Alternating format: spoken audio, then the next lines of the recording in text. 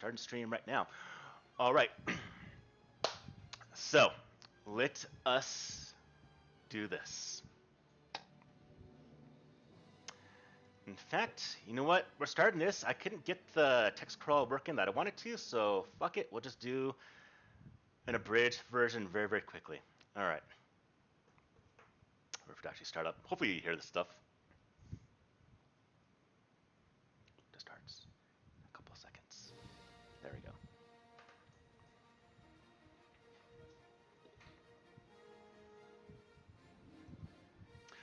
So,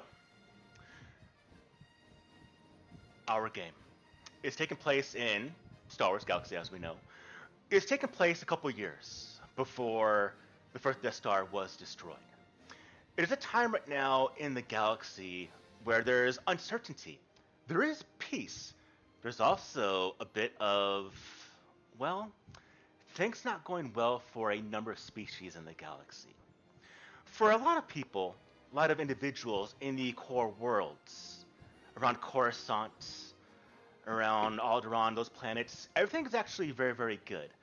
If anything, the Empire has brought stability, it has brought peace, it has brought opportunity to a lot of individuals.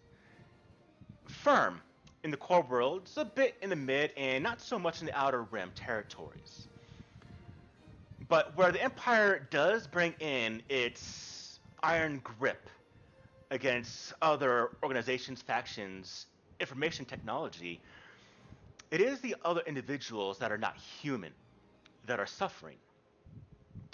It is where Twi'leks, Rhodians, Bothans, Zabrix, every other species that even similarly look like humans but aren't exactly human, are treated as almost second-class citizens, and even worse, to the Empire.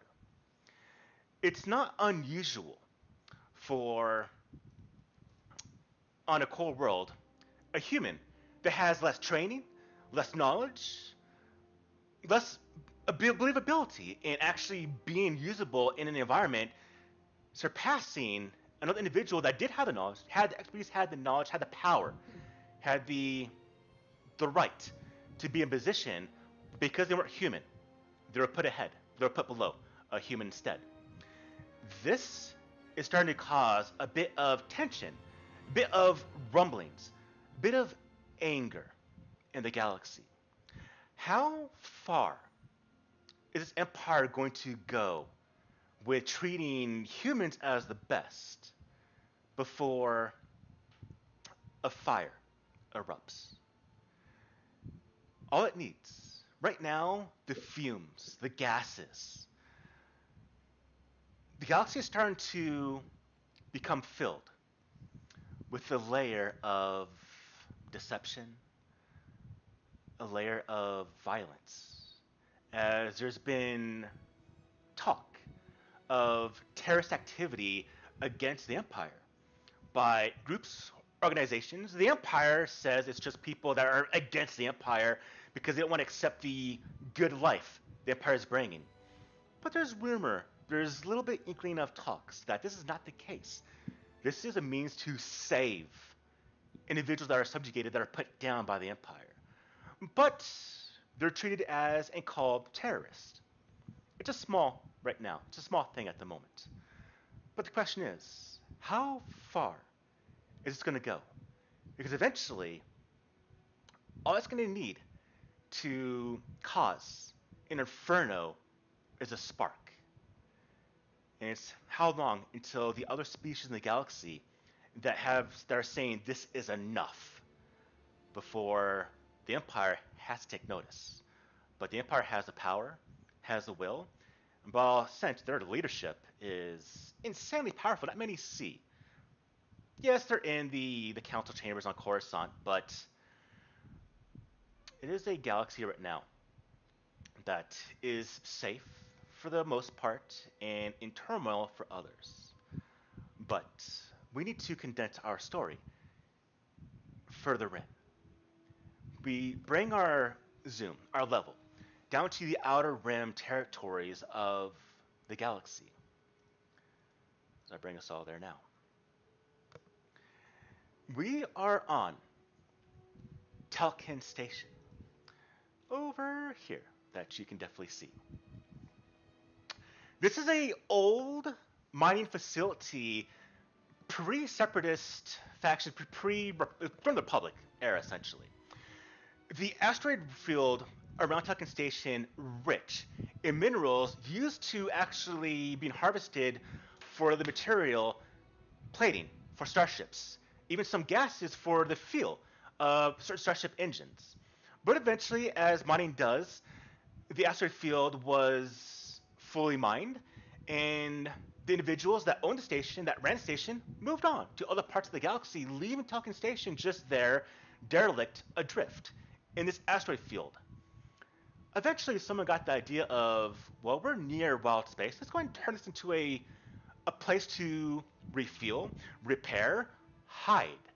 And over the years, the station has been refurbished, rebuilt when it's been damaged, when things exploded because of ill-maintained maintenance on the station itself. But eventually, to other individuals, it's been known as a station to find a bit of a respite for things that are potentially hidden or illegal to the Empire or other individuals. A way to buy things that shouldn't be bought. All walks of life, but mostly the decrepit, the smuggler, the ones trying to stay away from prying eyes or official eyes do come to. And that's where all of you find yourself right now. Now, why you're here in this galaxy is, well, we're going to find out. But are you here for the procurement of knowledge? Are you here escaping from someone? Are you looking for power? Are you trying to barter? Are you trying to find a disruptor rifle? Illegal in pretty much every civilized place in the galaxy. There are many reasons you could be here. And so now, what I want to know is why you are here. So first, initial introductions. What I want is someone. In fact, I'm going to go from my video stream here from left to right to go ahead and tell me who you are, what you look like, your name, and any outstanding features of what you have on you, what you carry. And so now I will start with, I believe it's Gage. You're on the left, correct? Yes. All right, Gage, start off for me, please. Who are you?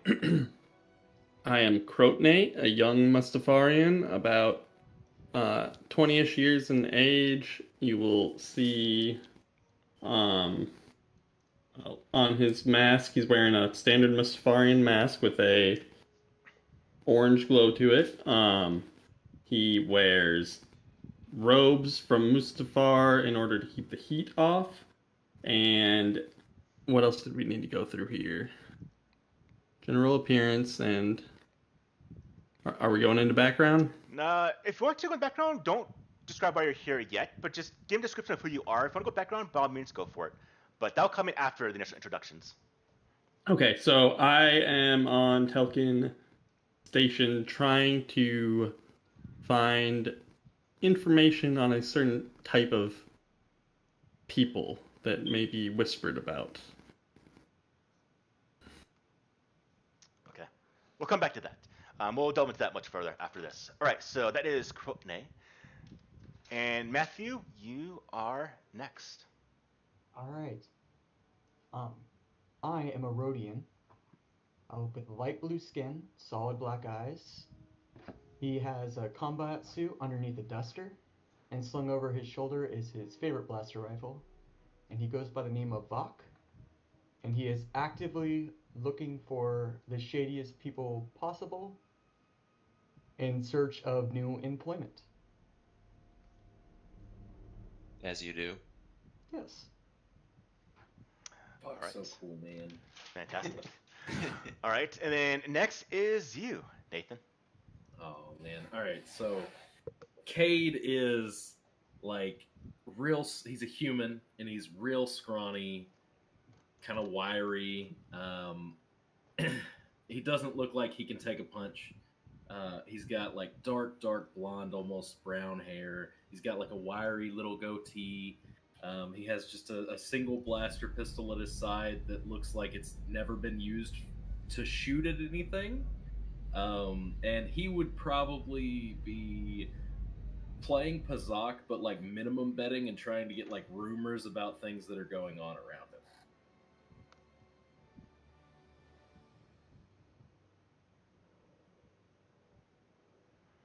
All right, fantastic.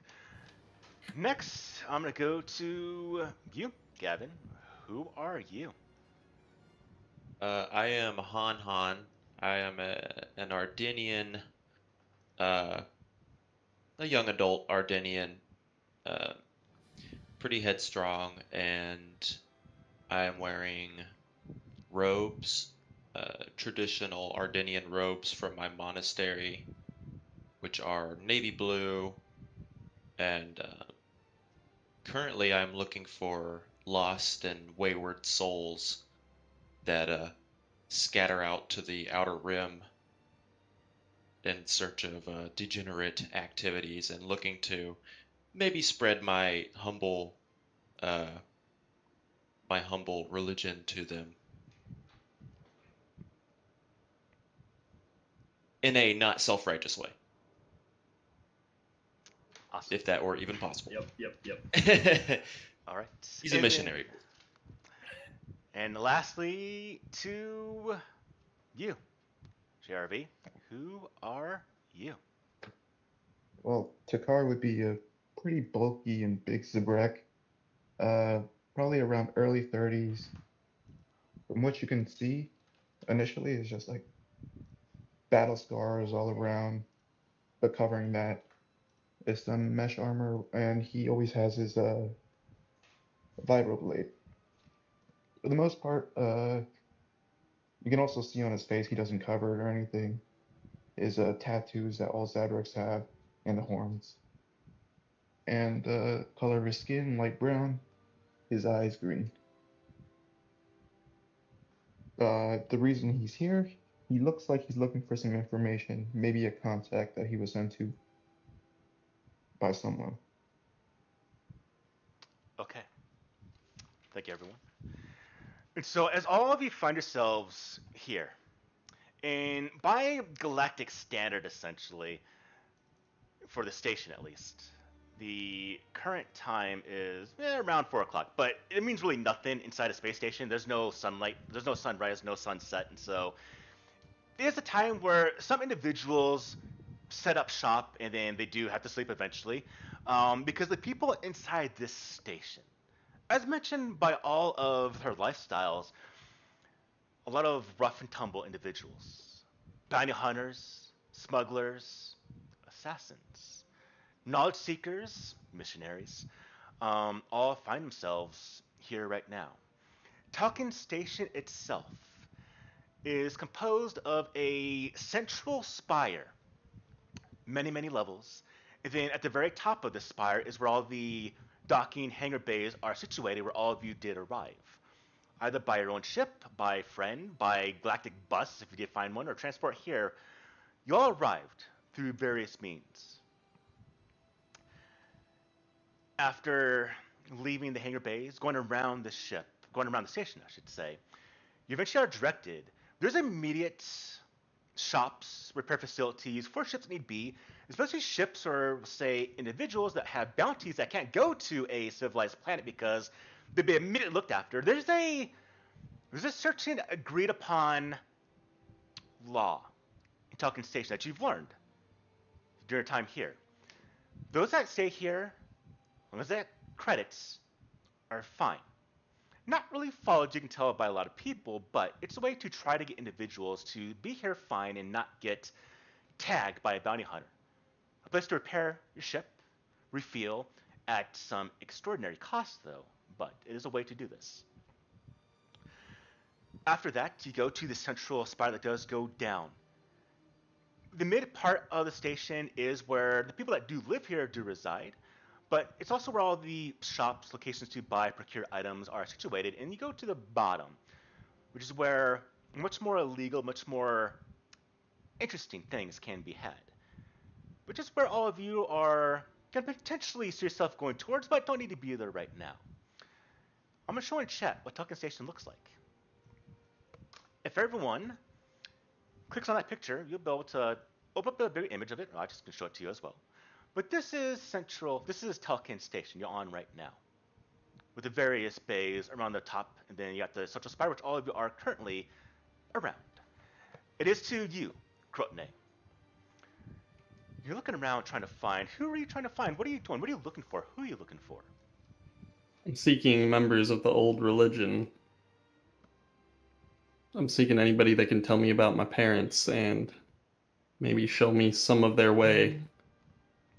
As you are going to the station, asking for individuals that know about this old religion, you see a human, decrepit looking, but did become one of the individuals that you kind of talked to just because of the way they kind of looked. They had a look about them that might have given you an idea that maybe they know something. And this guy, yes, you want to go lower. You want to speak to Zerbil. Zerbil, he knows about old things. He knows a lot of things, and he'd be able to tell you about any religions that are around the galaxy. Okay, you want to give me I gave you information, credit for information. A bargain. I told you. Do I have any credits? Then any character sheet. Nope. Then perhaps use all of it to get here. All right. I have no credits now, but I will make it up to you. Give me, please, a persuasion roll. First roll of the campaign! On you, Krotne. Do it. Persuasion. Not great. That's what they all say. I tried to give information. They just bullshit. Back the fodder. I'll be here if you do come back. And he goes back to trying to he has a couple of small heart-used death sticks. He's just consuming. You see his eyes kind of just glaze over. And you go to find Zeril. Move the scene out. Forward to Vok. Vok, you're in the station looking for employment. Exactly what kind of employment are you looking for, Vok? Just general? Something specific? A hit job? Assassin wet work? Are you looking for being a protector? A marauder against an army? Or just anyone nearby that could give you a bit of work for some credits? Something with solid benefits, maybe, a dental plan. So a long employment then? Yes, because his previous employer was his only employer for a long time, and so he wants something steady that can get on. So looking for an organization. So you are directed towards one. In asking and inquiring about, you are directed towards... Yeah, if you're looking for a bit of a group, the one here in Talking Station that does protect the station is known as Steel Wing. They're a mercenary group that have been bought out by the higher end here in Talking Station, and they protect the station against individuals that make trouble. Are you good with a blaster? Piloting a ship? Yeah, I'm very good at all those Then things. you might want to go ahead and speak to the Steel Wing. They're on the lower parts of the station. Okay. I flick a credit at him and I go. Much obliged. You go to one of these central turbo lifts. Doors open up. You go inside. Enough room for about 3 or 4 people.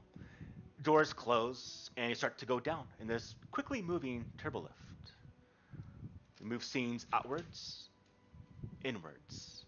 Cade, you already find yourself on the bottom levels because you're gambling right now, my friend. You are gambling for rumors. What kind of rumors are you looking for there? Ancient civilizations, potentially like abandoned moons with structures, that kind of thing. Basically, Cade's just really good at finding stuff that people leave behind. So he's looking for scraps, essentially, but not as in metal, like as in some ancient place where he might find something unique. All right. You're around a Pazak table, the galactic Star Wars poker game, essentially.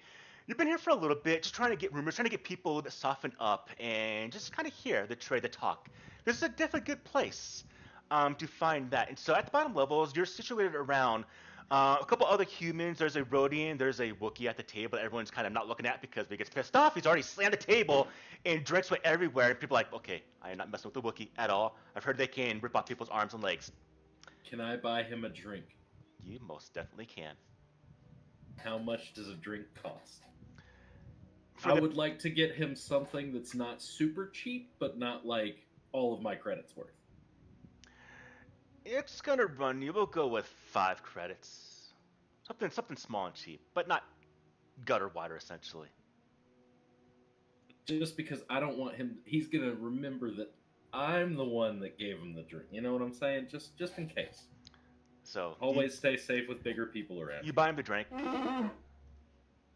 He does respond to that, Unfortunately, I don't speak Wookiee. but he does seem amiable to what you've done. And as you are talking around, go ahead and give me. Let's see. You know what? Give me a persuasion roll. You're trying to get people here to talk to you. Persuasion roll. Indeed. Ooh. Hey, that's not bad. 13. You see a Trandoshan at the table. He's been losing steadily the entire time, the last couple of minutes, hours maybe. You've been here, gone with him, and you've been kind of getting a bit of small talk with them, and eventually he does kind of open up. He goes by the name of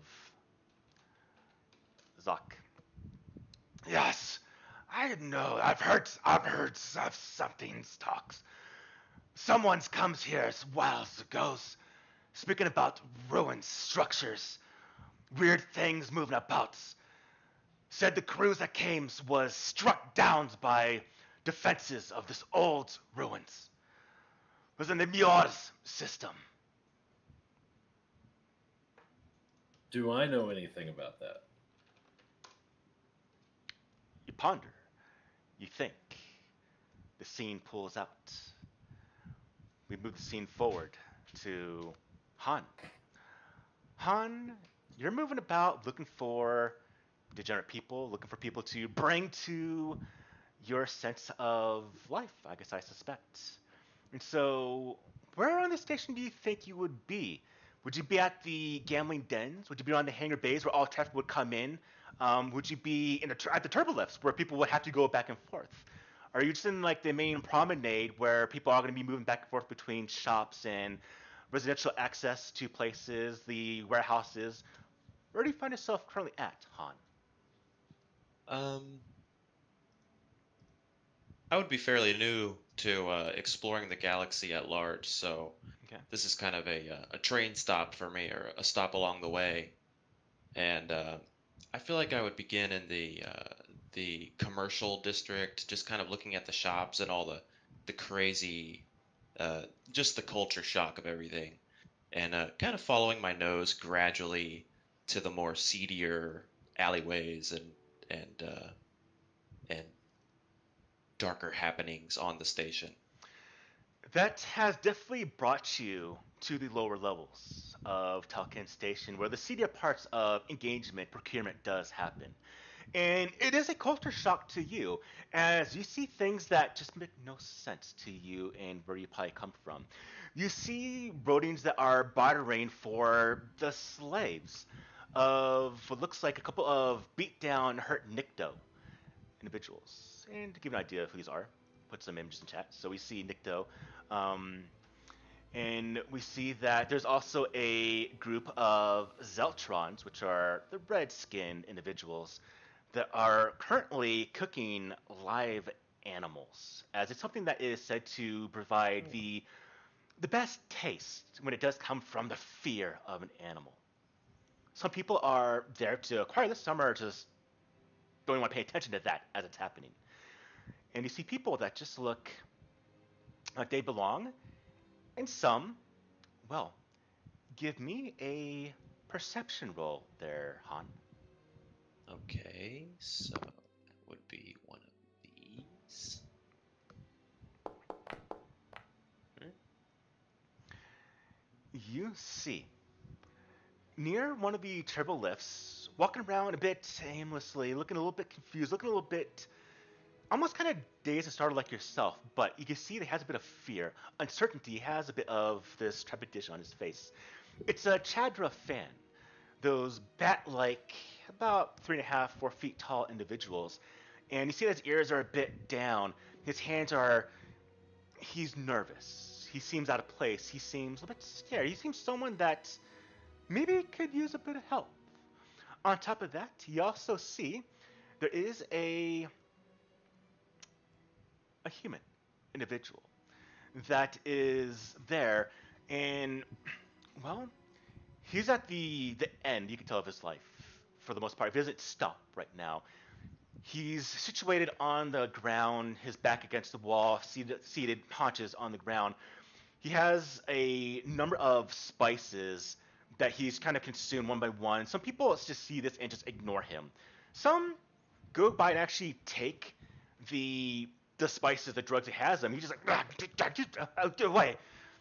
And he's living there as he kind of drools on himself a little bit, and is someone that's just really, really at the edge of just being gone. And I'm curious,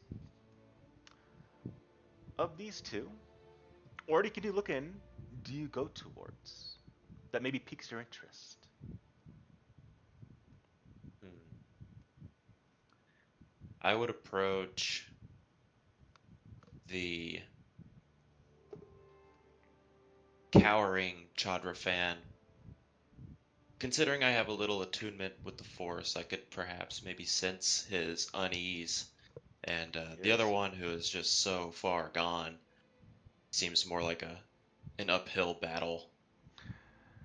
As you do kind of get a sense, and you feel out a little bit, something you've had a little bit for a while now, potentially, this ability to kind of get a sense of feelings, thoughts. The Cheddar fan is definitely in fear, but the drugged out human is in regret, is in despair, Ah, is someone who wants to stop but hasn't been able to find someone to help him stop. Think about who you want to go to. We pull the okay. scene out. We move forward to Takar.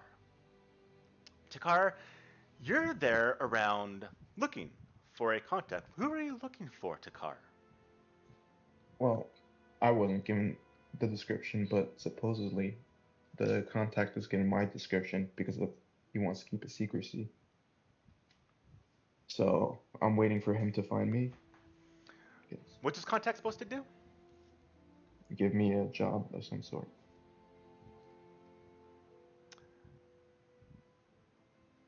To give you a job for what purpose? Uh, well, supposedly Dejo sent me to him. The hut. Dejo the hut was my employer. Was sent me to do a favor for him.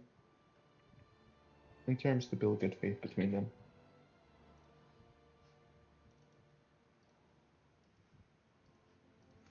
Is this based on the background for your character, Takar? Huh? Is this based on the background for your character? Yeah, a little Do me a bit. favor, put it in. So go to character sheet. I need to read this real quickly. Yeah. Put the character sheet, put it under biography, go under background, put it in there real quick so I can read it as I go back to you. Yep, I will. Okay. Do it later. Yeah, you can cut out for me, I guess, and then we'll go back. Yeah, I'll get back to you and then we'll continue our scene. Yeah, sure. So I thought I read everyone's, but apparently I didn't read yours, so I apologize for that. All That's right, fine. Krotne, we move back to you. Asking about the members, and given to you was the name Zero. And you go down that turbo lift. You see other individuals. The music starts to get a little bit louder as it's just a raunchy kind of song that is kind of play. Eventually, turbo lift doors do open, and you do see a kind of prominent area that does link off to other parts of the station. You see some that go to looks like workshops, some that goes to a cantina, some gambling den, some that goes to looks like actual security rooms, and even a large kind of empty, as you see the doors open up and close, a potential small hangar bay. But you're down here and you're looking for an individual known as Zero for information about your old religion that you're trying to find about. Do you just try asking for Zero? Do you try to find a nearby data pad and see if maybe there's information about here about this Zero? How do you kind of go about trying to find information for your character? Is is there a mercenary or like security guard at the station around? There's no official security per se, but there is a group known as a Steel Wing, which would pretty much been told to you that yes, they are the ones that are going to handle any disputes that happen here. I would look for one of them and ask him where Zeril is. As you go and you do find, well, these steel wings, and you see that the emblem upon them is actually of a winged bird, and the emblem is of steel itself.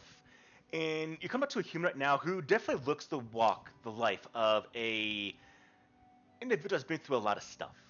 And he does see you, and you approach him. He just crosses his arms and waits for you to speak. Hey, I'm looking for a man named Zeril. I was pointed out to him. Can you tell me where I might find him? You expect me to know everyone around this station? Do I look like Not a tour everyone. guide to you? You don't look like a tour guide. However, Because I'm not. I've heard great things of the Steel Wing, and I figure you keep your eyes out. If you will tell me if you know or not, it would be appreciated. Give me another persuasion check, please.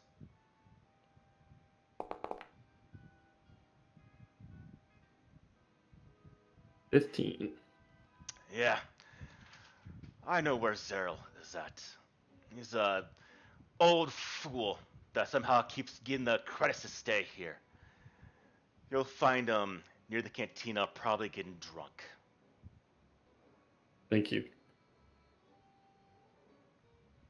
And then I make my way there. You make your way to the cantina. The doors do open, and you see a building. You see the room that has a number of individuals, a number of patrons that are in the mix of delving into the revelry of their life. There's a couple of toilet dancers on the stage that are dancing. You see upon their face is a mix of not so happy of a inflection. Go ahead and give me, please, a insight roll. Okay. Da, da, da, da, da, da. Oof, 10. What you can tell is that of the 3 or 4 toilet dancers, 3 of them aren't really happy. They're forced smiles. They're forced happiness on their face, like they're being forced to do this here, unfortunately. But as you do go and you look around, you do see that there's an individual. You ask around, you inquire, maybe go to the bartender, and you inquire about this Zero. I mean, just kind of points to a human that's at the edge of the counter. He's got a couple of drinks in front of him. His head's down, and he seems to be kind of asleep. All right, well, I'm gonna tap on his shoulder, wake him up.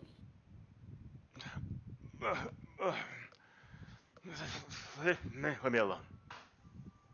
Hey, I was told to speak with you.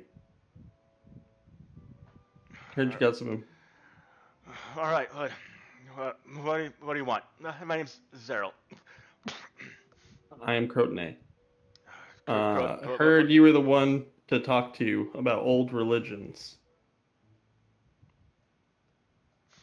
Old religion. Oh, what kind of religion?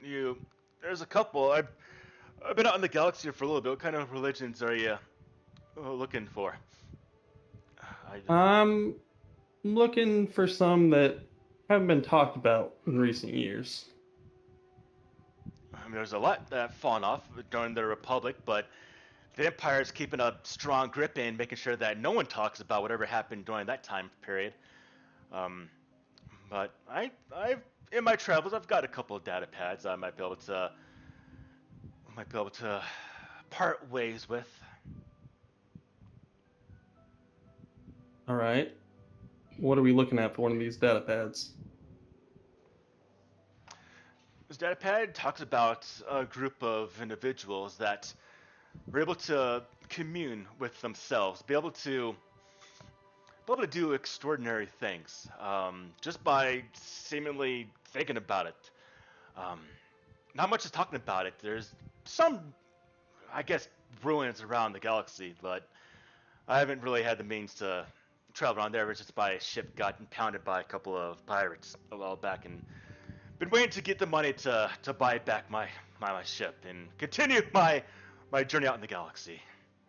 What do you need for the data pad? I want it. I need my ship back, so credits. Credits would be How the many are we best. talking? 1,000 credits to start this data pad. And he does Hold it. go, and he does pull out a number of data pads from a nearby bag, and he goes through them. Yep, this is the one. He sees you, and he quickly puts it back in the bag.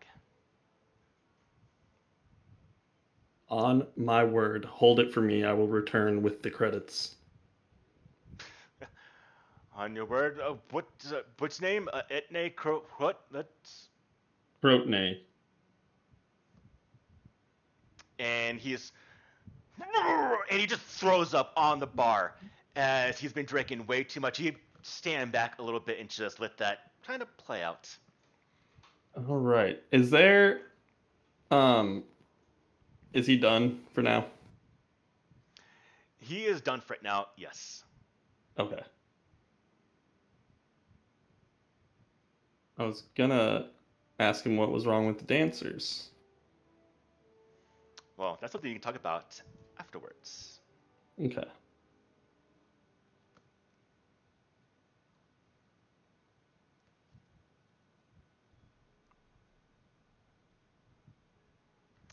All right, we move forward the scene to Vok.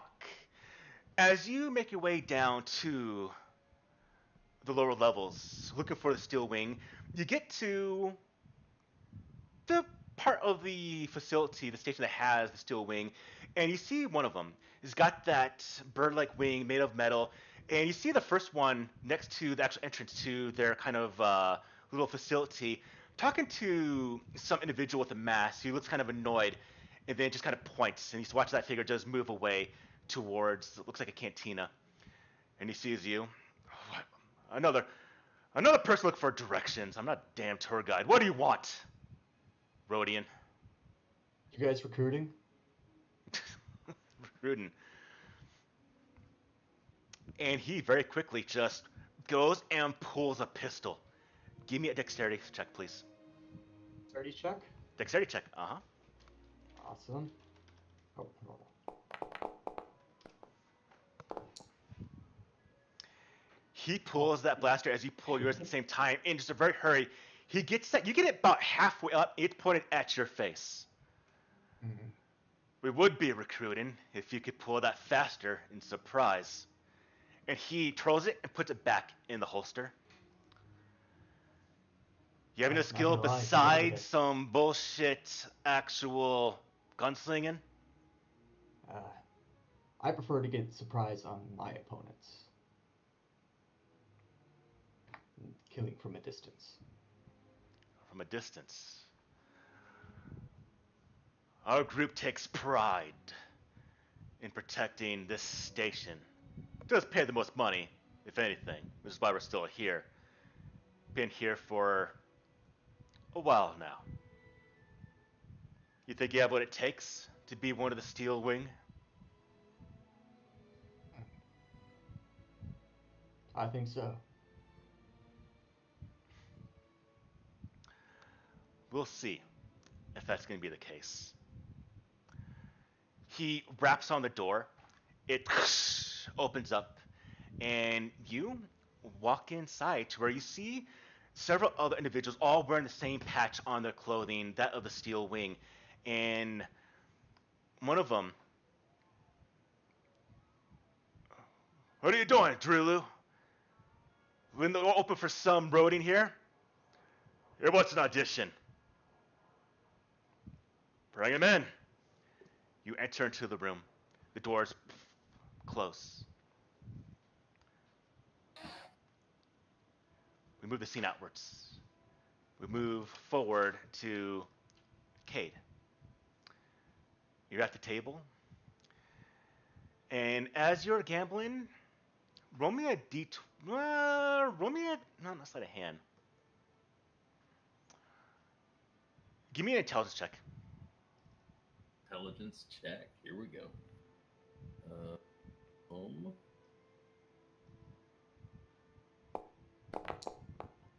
Whew. So Ooh. you are doing damn good. In fact, go ahead and take 100 credits.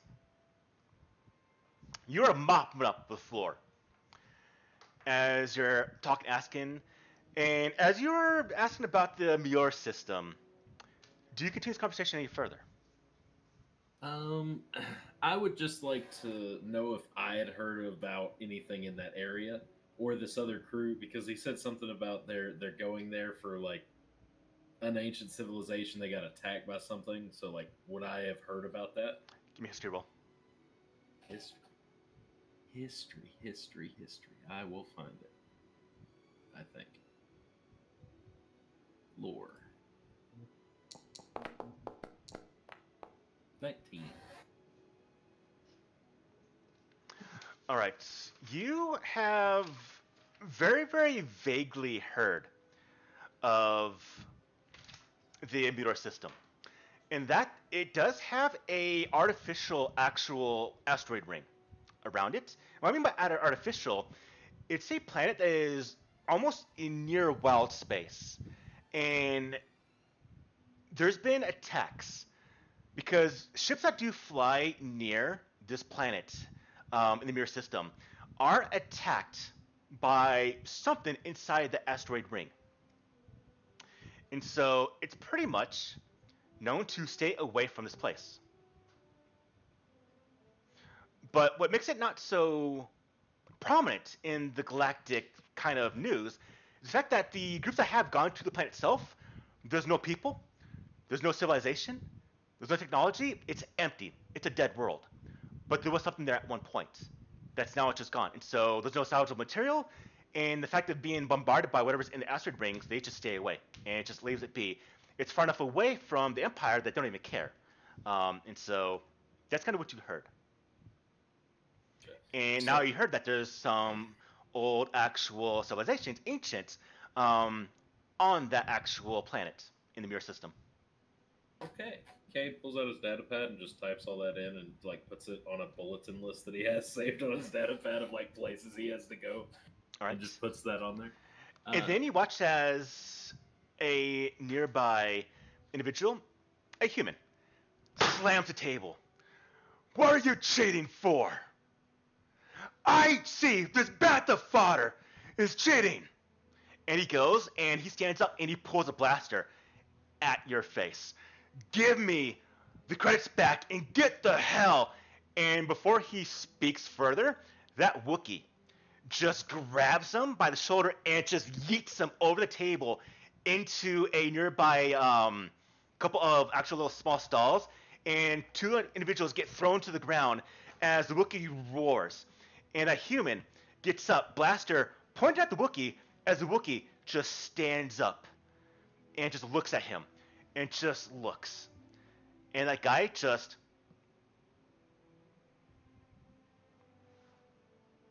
I wave for and the walks away. bartender to get another drink for my new Wookiee friend, and I pay another 5 credits to keep him supplied with alcohol. I give him a thumbs up. And then with all this kind of action going on, Kate's kind of gonna slink in a little bit and try to not be as noticed. And now that he's kind of got some information, he's just gonna kind of look around the room. And now that something dangerous has happened, he will be surveying the room for interesting things and potential threats. You see a mouse droid come out from behind the bar and zooms down the hallway. Okay. We move scenes outwards back to you, Han. Han, which one do you go towards? I think after careful deliberation, Han would go to the old man, Okay. out of his wits, and he would approach the man, or I would approach the man, and I would kneel down. I'd get down onto one knee in front of him and reach into my knapsack and pull out my artist's implements, and I would start painting a picture of his portrait, or a portrait of him. But this portrait would not capture his likeness at the moment. It would be a reflection of what he could look like if he got his act together. So his hair is shaved clean. His facial hair is not so unruly, and Han would just kind of uh, would ask, "Credit for your thoughts, sir." What, what do you. What do you want? Me personally, I don't Yeah. want anything. Then why you. What do you mean credit for your thoughts? You want With me to one of give you a my credit? Or I don't have any credits. no, here, and with one of his forearms would reach into his backpack while he's still working with his other arms painting and grab a credit and offer it to the man. What are you thinking? I'm thinking, what are you doing? Just doing a little portrait real fast. I'm a little rusty. I've been on that damn transport shuttle, bumping arms with every alien known to mankind, but Uh, just trying to. what are you painting? Why are you painting for? Well, I just wanted to show you something, and he worked pretty quick. Okay. He's pretty practiced at this, and he would produce the portrait of the man back to himself, and it is a reflection of what he would look like if he were, not strung out on death sticks. And What is this? well, Why? it's you. That's. Why would you. Why would you make this for? Just to show you what you could be. You don't need to continue down this path.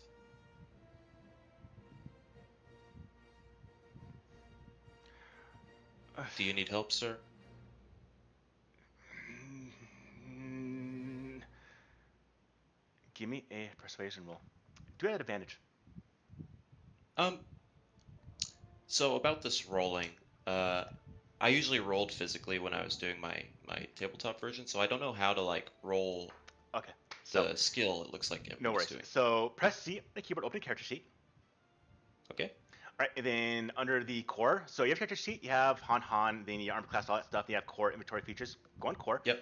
So click on the actual name or the letters for persuasion. Okay. And then click on Persuasion. advantage, Two. and then click on click on advantage, it should roll.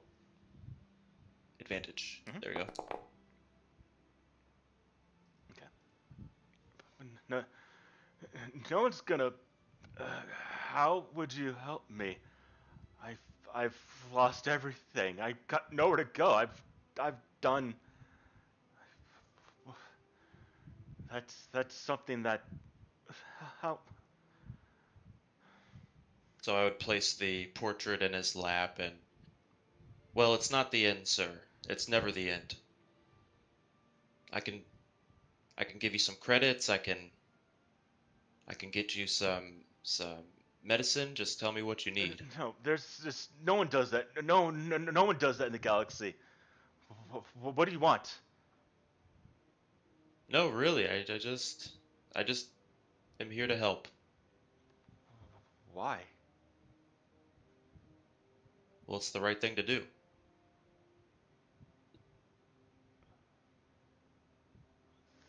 Thank, And Han Han would look genuinely like confused that there was an alternative. thank you. And you see that. What did you give him exactly? You give him the painting. You give him some credits. What else did you give him, if anything? Han Han. Um, the painting was the big one. Okay. Yeah. He does have it. He looks at it, and he's. You see him start to actually tear up as he sees a semblance of what he probably was before he hit this whatever this life is. And now he sees this and he looks taken aback and he seems stunned. He stares at this. Move the scene back. We move it forward. Takar. Takara would probably go near a bar or anything to wait.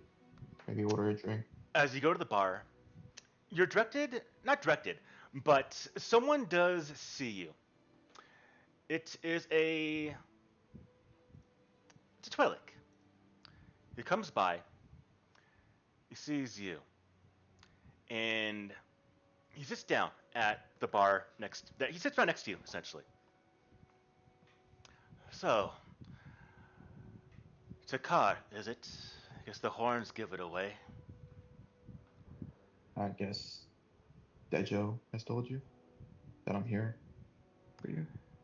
Dejo told me that you would be arriving, but I'm not who you're supposed to be talking to. No. We're going to speak to another individual. He goes by the name of Arveti. Give me a history roll, please, there, Takar. That's lore, right? Same thing? Yeah, sorry. Oh, You know that Arveti works for. Is it Dejo or Deho? How do you pronounce that? I was thinking Dejo, but Dejo? Okay. up to you. No, Dejo's fine. It's yours. So, you know that Arveti works for Dejo the Hutt, and he's known as someone who can cause a lot of trouble. And is only used in situations that need to be chaotic. Okay. Alright. Arveti.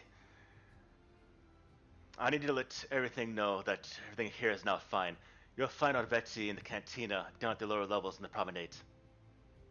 Okay. I'll head there. Right Before, now. Do I- he puts his hand on yours and stops you for a minute. He goes to his pack and he pulls out a small little package wrapped in a bit of cloth. And he slides it to you. Look at that, away from prying eyes. And he turns away and walks off, leaving you to go to the promenade. Wait, do I know what Arveti looks like? Or You've heard of Arveti. Arveti is a posting here. Arveti is a Bith, if anything, is a Bith that has. In fact, I'll put it in chat so you all can get an idea. And they're typically the ones that are seen playing the cantina on Tatooine. But the Bith itself has one cybernetic eye, and part of his head has been damaged in a previous firefight and is now kind of plated in metal. so I'll stash what has given to me because we're in a public area, I would assume, Mm-hmm. and I'll wait to open it later. Okay. But I'll head directly to the cantina. So you go to the turbo lift. Doors open up. They close. They start to go down. At this point, do you look at this package? Is there anyone else in the turbo lift? Nope. By yourself. All right, then I will. As you unfold it, you see a large amount of thermalite gel, which is a massive explosive. Massive explosive. Okay. Well, then I'm like, okay. Then just stash it back where it was. Um, hope to God nothing happens while I'm holding it. I'm Okay. assuming it's a delivery. It is, and you can see that with this was a thermalite gel package. Think of like a giant brick of C4 essentially, as well as a Yeah. detonator.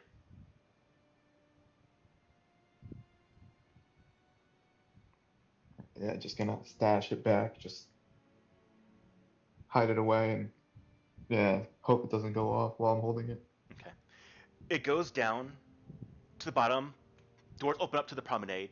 You can see all walks of life. You can see people. You watch as you see an individual ecstatic on the floor looking at a painting.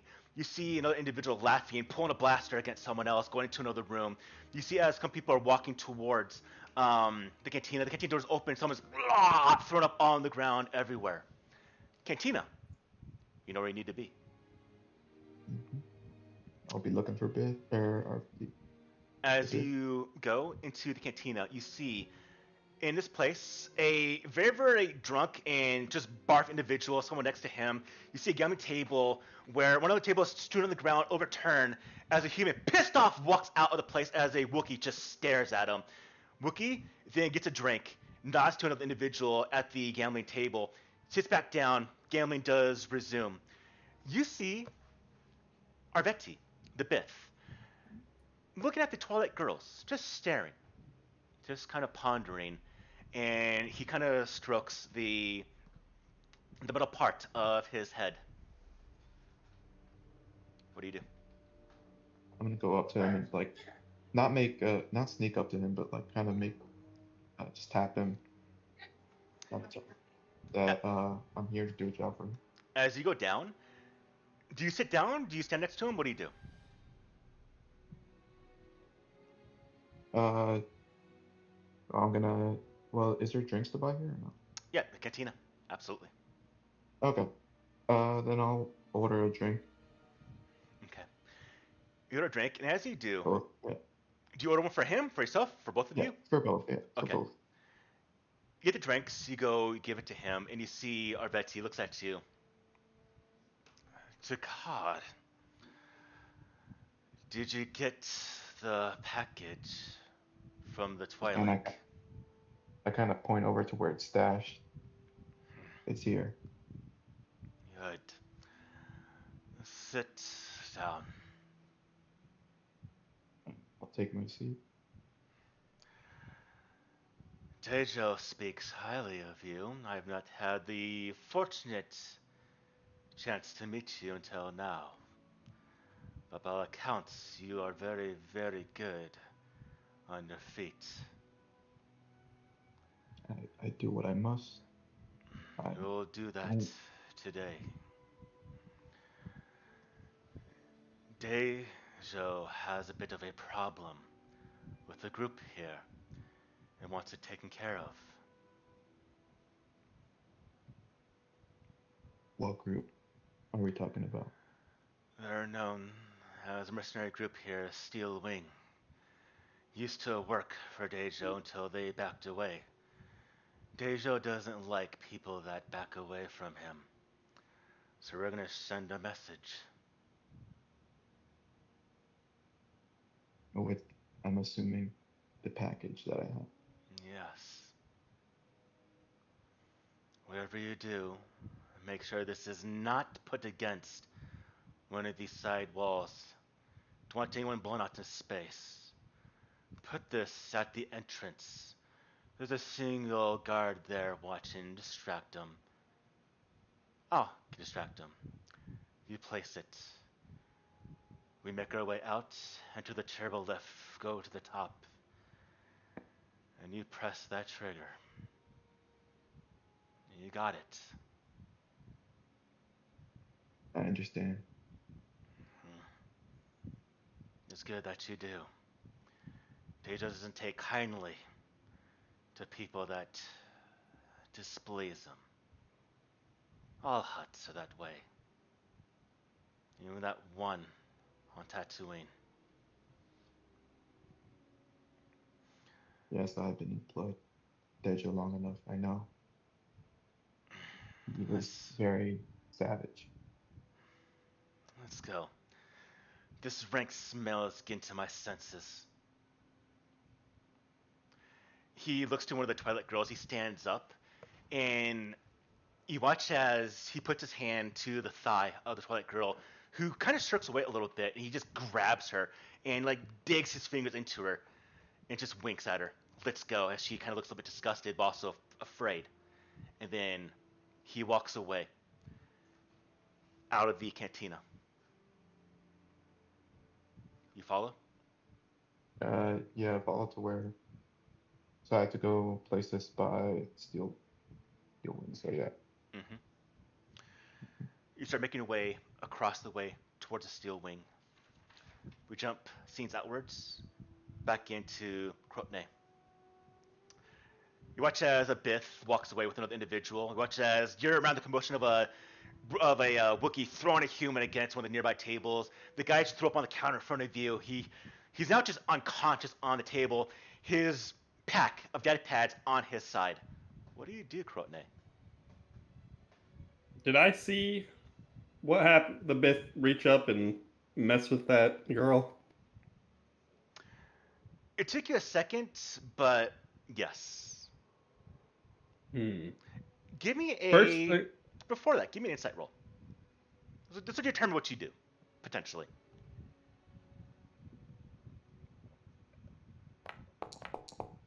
hmm, Okay, with this actually one. So you definitely see Bibith do that. Now you also notice that other individuals do see this, and you see that the girls don't retaliate at all. No one here retaliates at all to this Bith. What do you do? the first thing I'm gonna do is grab that data pad that I saw. Okay. Put that in inventory. What's that? Put that in inventory. Okay. Um. All right, and then I'm going to go and ask Twilight Girl if she's all right. Why isn't anybody saying anything to her? I'm gonna go talk to her. Okay. I have to pay off a debt. That's why I'm here.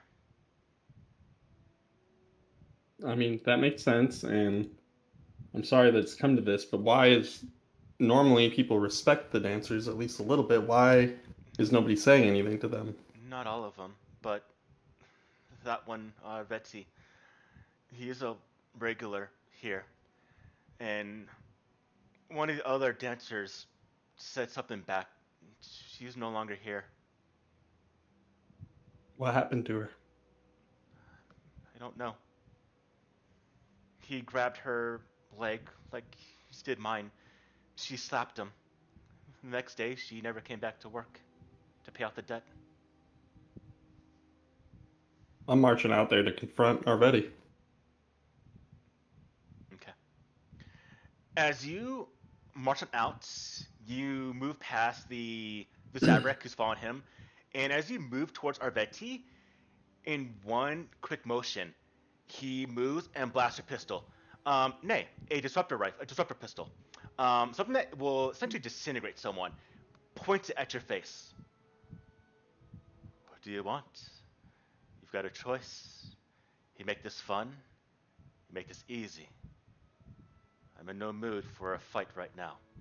And he just pointed at your face. Now, that insight roll. I'm not going to give you too much information, but I'll give you this. His eyes, one cybernetic, one look is just staring at you, unblinking. And you see the eyes of someone who will take no qualm in just firing point blank range in your face to anyone around here. This is a man, Bith, that has seen death and has probably caused a lot of it himself. Can I interject? By all means. And I'm gonna talk to Arvetti. Arvetti, this is no time. We don't want attention. And I'll tell the other. Wait, who was it? That was it. Crone, Road right? day. Courtney. Mm-hmm. I don't know your name, Yeah, yeah, just I mean, yeah, this is all just kind of we're doing that right now. yeah. Move along. We have no qualms with you right now. It's better if we don't fight. I'm gonna back off so I don't die, but I'm gonna say you should respect those girls more and just back off. Try not to get disintegrated. Everything respects me, or they die. And he throws it back in the holster and just turns it back to you, not afraid at all, and walks.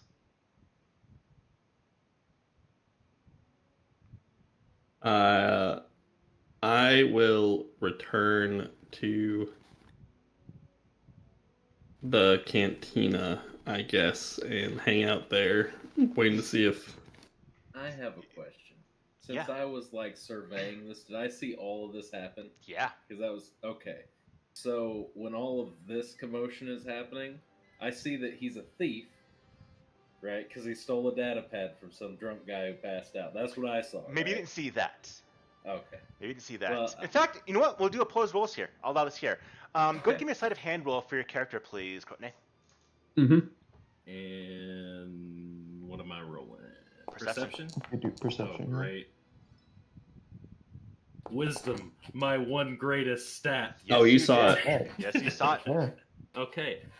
Then I would personally like to buy him a drink.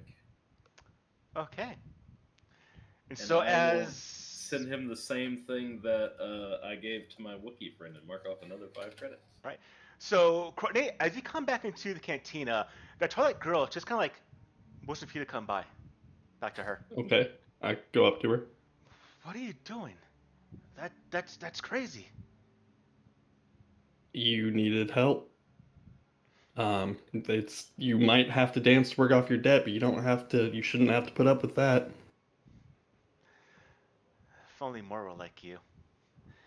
And she grabs your hand. If you, she goes out to greet your hand. If you'll give it to her, Yeah, I will. she'll pull you forward and she'll give you a kiss on the cheek. If only more were like you. And then she lets go. And you see her situation not great, but you see probably for the first time that you've been here, maybe you've seen yourself, Cade. She's got a real smile on her face. Good. And then as you're Awesome. sitting down, Courtney, you watch as the bartender comes by and places a drink in front of you. He points I don't. from one of the people here. And he pointed at I'm him. gonna do like Yep. this. I'm gonna head over to sit down there with him. Okay, Thank stand you up for the the gambling drink. table. Well, I'll go stand by him, thanking for the drink. Because I don't have any credits to bet with. What do You you know say? play Pazak?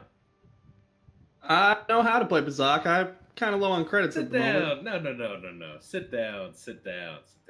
And I pull out 10 credits and I pass them to him.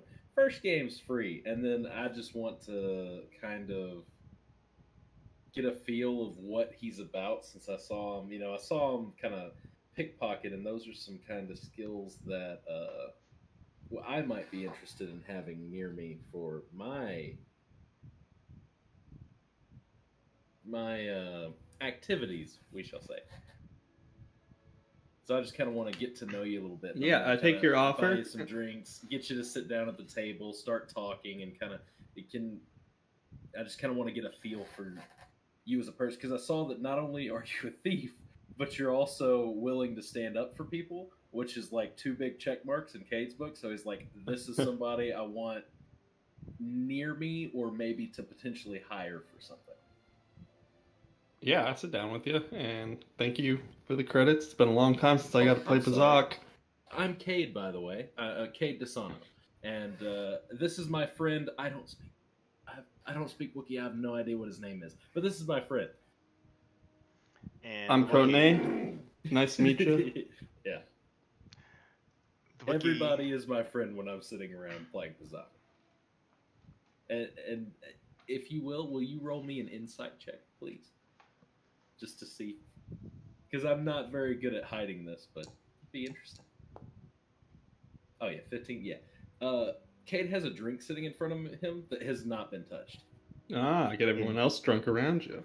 Exactly. So I guess I just kind of glance and notice that your drink is yeah. still Like I don't full. even touch it. I just sit there and I gamble and I talk but I have not touched my drink. Well, I'm definitely sipping on mine as I sit down next to you. And did I clock that there was the Zabrak and the Biff pulled out a highly illegal pistol? You probably didn't see that. That was outside. Okay. You didn't see it. Then I'll just kind of sit there and I'll discuss like potential working. Like you said, you're low on credits. You know, I might have some things that you could do. I've got a couple people I need to pay back. I would be glad for any job right now. Well, and Cade would not let it slip like this. I'm trying to think of a better way to say it. I have an opportunity for you, for us both to make a lot of money. You see, I am kind of well known as someone who finds things left behind. I'm kind of looking for some stuff like that as well. Our interests are definitely aligned here. That old man, you might have seen him throw up a couple minutes ago. Yeah, that was gross. He was talking about some ruins. I didn't get a chance to ask him about it, but seems something like you might be interested in. I probably would not have heard their conversation. But do you know where they were? I didn't get a chance. We'll have to wait for him to wake back up, and I can't be there when he does. Well, oh yeah, that's fair. I saw that. All right. Well, I am also looking for ruins, but I Maybe don't you know can if we're looking talk- for the same thing, but we might be able to. Maybe you could talk to him. I can slip out of here after a few rounds of Bazak. You can talk to him, sounds see good. what you can find out. And I attempt to win my money back off Okay. them. You two converse, but we'll continue forward. With the scene back outwards, back to now to you, Vok. Inside, you watch as a couple steel wings they get up. Well, you see what you have then. We need to take care of an individual inside the cantina. Let's see if you can actually take care of this easy. And you watch the two steel wing get up, and they motion for you to follow. And they go to the doors, they open up. You see the one guard that's there that was kind of annoyed when speaking to other individuals that spoke to you. And these two steel wings start moving across the promenade, towards the cantina. Do you follow? Yeah, I follow. Okay. As you start following, you watch as a couple people are around. You see some humans walking by, some other Rhodians. You watch as a Bith, another Zabrak moves by.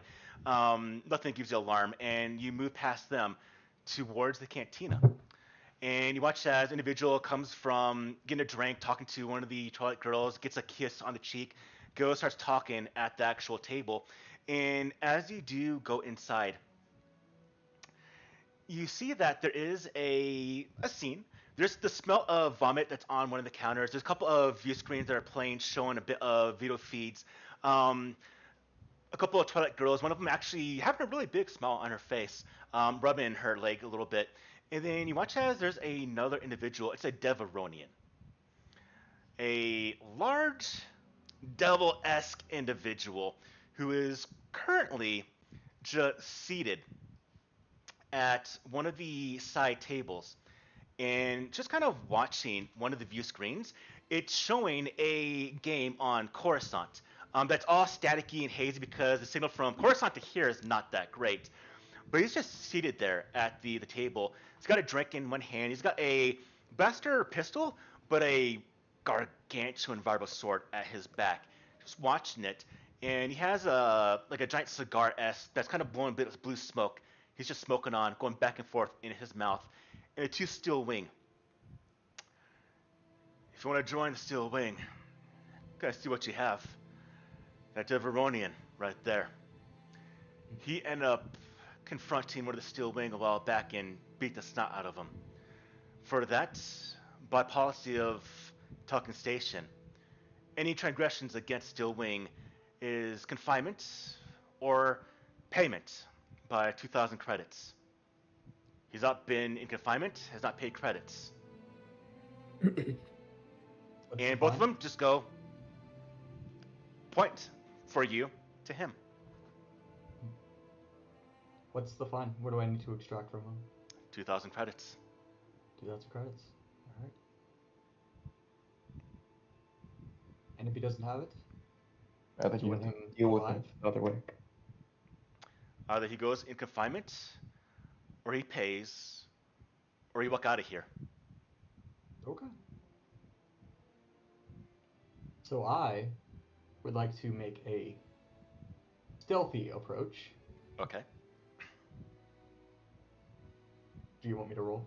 Yes. Okay. 17. Hot damn.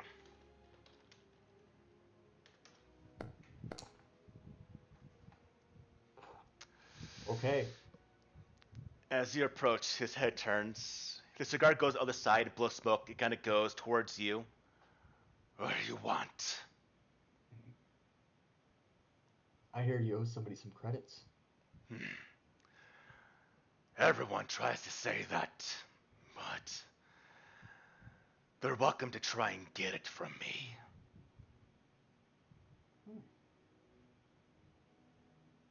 In what way? What'd you say? In what way?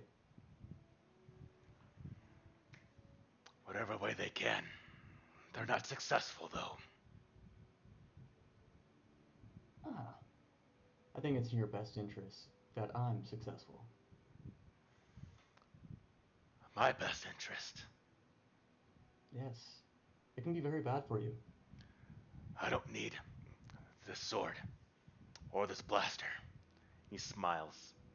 There's a couple of actual metal teeth. One hand, I suspect, for you would be enough. He just grins. Well, let's see. And I just What wait do for him you to do? get up. I wait for him to get up. He doesn't give you the honor. He just sits, he Oh. remains there. Oh, okay. You're giving me the first shot? It's gonna be your last. Okay. He kisses his left knuckle with his stun gauntlet on, and he's going to use a force power called Force Imbuement as a bonus action. And then he's going to deck him with it. Okay.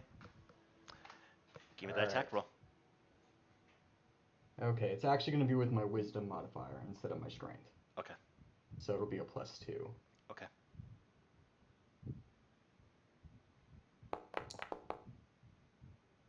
Oh, 23. It's give me the damage roll. Okay, it's 1d8 now because of that Force Imbuement, and then plus the 1d4 from the Shocking. Alright, I'm gonna go do the save real quickly for the Devronian. Okay. Dang it. Before again. Alright, which I believe is gonna be a failure. So he does take that shock, and you go, and you swing, and you hit him, imbuing your body with the force, or I guess the weapon itself. He gets hit in the face. He looks back at you. He smiles. Everyone in the bar, cantina, stops. The girls stop. The one that's smiling stops smiling as she looks at Devronian, who's now looking at you. A little bit of blood trickling down his lip, which he starts kind of manipulating, and he just kind of pricks the top of his horn. A little bit of blood comes down his finger. And he then stands up. And how tall are you? He's not that tall. He's like 5'10", 5'11". Okay, I'll get to you in a second here, Courtney. He stands up to about 6'8", and just stands over you. Courtney, what are you doing? Did our spidey senses tingle at that force imbuement? I'm gonna get to that. Okay. What do you do as he stands up? Because he's about to bare fist just take a swing at you. Okay. I prepare myself to dodge his blow. Okay, does that give me disadvantage, or what's that go with? Or is that just raise up your Oh, AC? I just assume it's his turn. Yeah.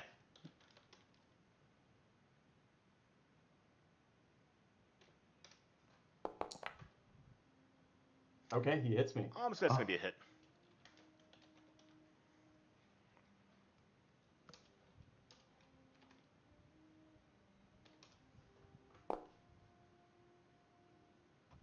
So, in one blow, he gets up, and you can stop me narration-wise because he didn't technically take you down, but he stands up and just one swing hits you in the face and just sends you onto one of the nearby chairs and just on your back, and you just feel rocked completely as he looks at you, and the other steel wing just kind of didn't try the subtle way apparently, and they both kind of start laughing.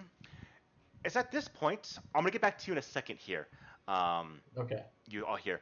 I'm gonna quickly go to Cade. Cade, this individual.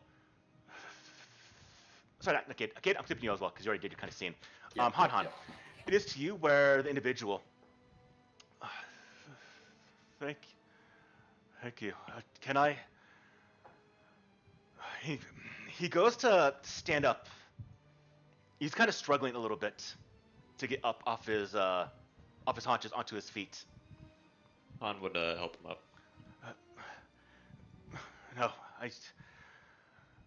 I need to do this myself. And he gets up. Can I? At least might buy you a drink. Well, as long as that drink is water or tea, sure. Don't buy any tea, but probably be some water. In fact, I could probably use some too. Sounds good. I need a guide anyways. This place is huge. It is. He walks towards the cantina. Do you follow? Yes. As you walk into the cantina, you see your first probably vicious sight of a Deveronian just whacking someone who just gets thrown to the back onto the ground. Two humans nearby kind of start chuckling a little bit. They have patches of metal wings on their the shoulder, and they ignore all of them. And the human, he does go to the counter, and the bartender kind of watches the Deveronian, but then kind of like motions for the girls to continue dancing. Turns towards the human that has the painting. Henry, what are you doing? This is the name of the human. His name is Henry. Henry? I get some water. None of that recycled stuff. I know you got some real stuff.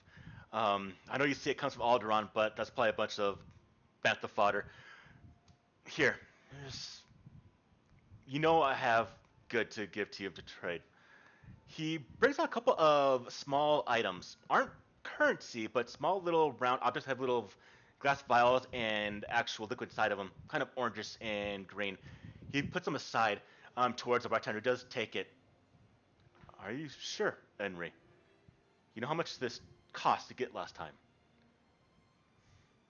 Yeah. Get the water. All right. He pockets whatever this was. Looks like it could have been spice, something else. He brings out a bottle, like a plastic bottle, and unscrews it, breaks a seal on it, and pours out into some glasses actual clear liquid that's not discolored like the other liquid around. It's actual just clean water. Hands a glass to Henry. This can only get you one of them. I got it. No. He takes the glass and hands it to you. This is the best stuff here. Not any of the recycled stuff that has oils and all that inside it. It's worth it. This is yours. I can drink the other stuff. It's fine. Han would accept his gift, and he would kind of put his hands together in a slight polite bow and accept the drink. Okay. You really can see that in me, that painting. Of course, I see the best in everyone. And we all have a good side.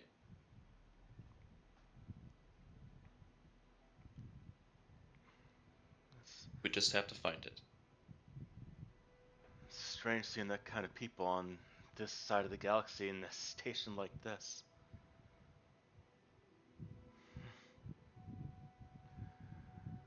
Yeah, I'm starting to see that all around now. Glances at the Rhodian that just got whomped into the oblivion. Think he's gonna be alright?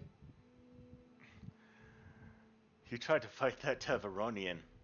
Good thing he's still alive. Took a hit though, which was pretty impressive. Ah, so that's a Devaronian. My text made them sound a little smaller. His name is Raquette. The Devaronian's name? Yep. Raquette. He looks pretty mean. That's all I definitely Devaronians wouldn't are. fight with. Then they can walk through fire, not even get hurt.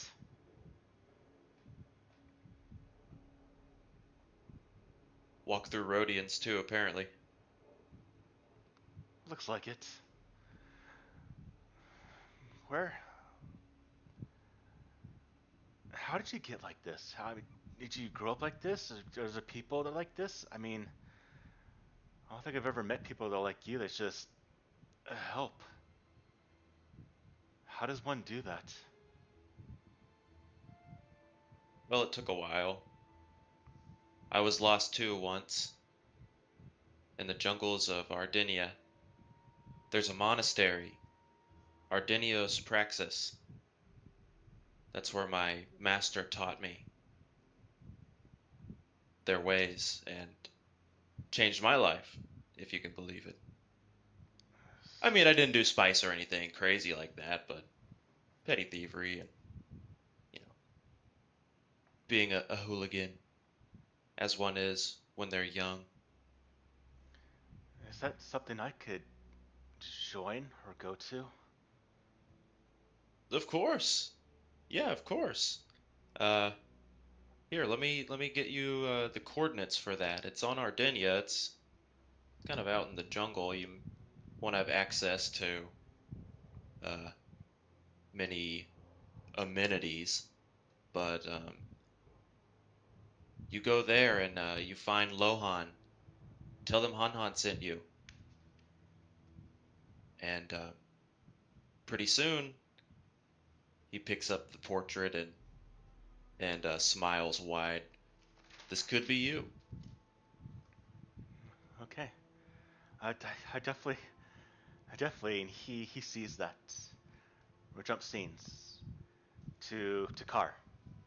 Takar, you and Arveti, the Bith, are walking. As you're walking, you watch as three individuals leave the Steel Wing building, and they pay no attention to you two. You look like just normal people, and they walk past you back to the cantina where you two came from.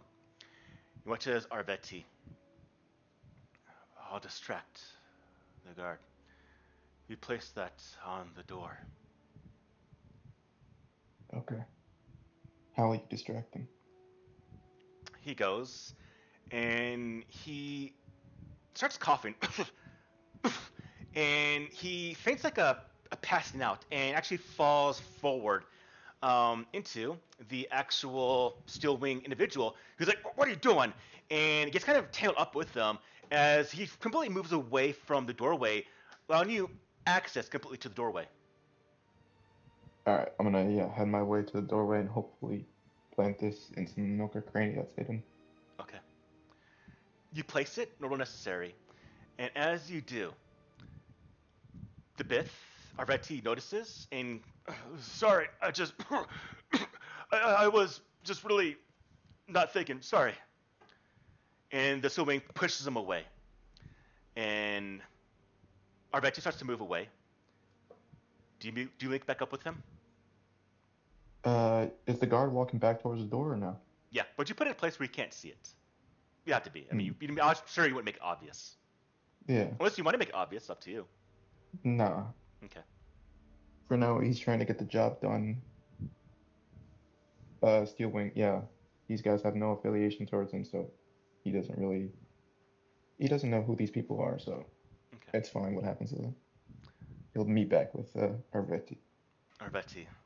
All right. Now that is I'm done. going to go and make sure that our escape is going to be set. Go to the cantina. I'll meet you there in a moment. How long do we have?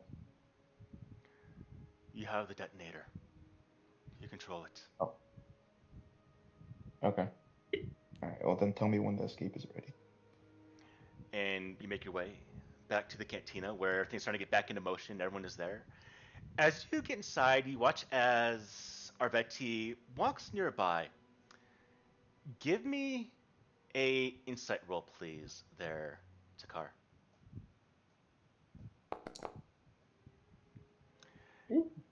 As you sit down, you turn and you see Arvetti, and you see him right before he turns. Now look at you, but you see him grin, and he goes into his pocket. He pulls out a second detonator, and he goes to walk away. Now, before you do anything, everyone, as all of you are in this cantina, you're looking around, all the things that happen, all the commotion, something happens that maybe never happened before or in a very, very long time. But you feel something. You feel a tingling. You feel like the air is a little bit heavy, but it's really, you kind of hear something. And it sounds like this. You feel a bit of an odd sensation, a connection, a familiarity. And you realize as you, Crotone, look at Cade, you feel that. As you look at Vok as you look at Crotone, as you look at Cade, as Han Han, you see them three. Takar, you see everyone else. You all see each other and you all feel. Now, some of you know immediately what this is. Some of you don't. But before anything happened, you watch as Arvetti comes rushing back, panic on his face. And then, what sounds like a couple of explosions far off, higher up. A rocket explosion shatters the promenade, the cantina, everything. Everyone gets thrown to the ground. Klaxons blare. Alarms, warnings. The lights flicker out. And then the rushing wind of escaping atmosphere as part of this structure open to space. And you hear, ah, ah, as people get hit by bulkheads, thrown into space. And that will take our break. Okay. Knew it. That wasn't the explosion that I No. did, right? This No, was much completely larger. unrelated. All right. It wasn't yours. All right. See you on a little bit. No.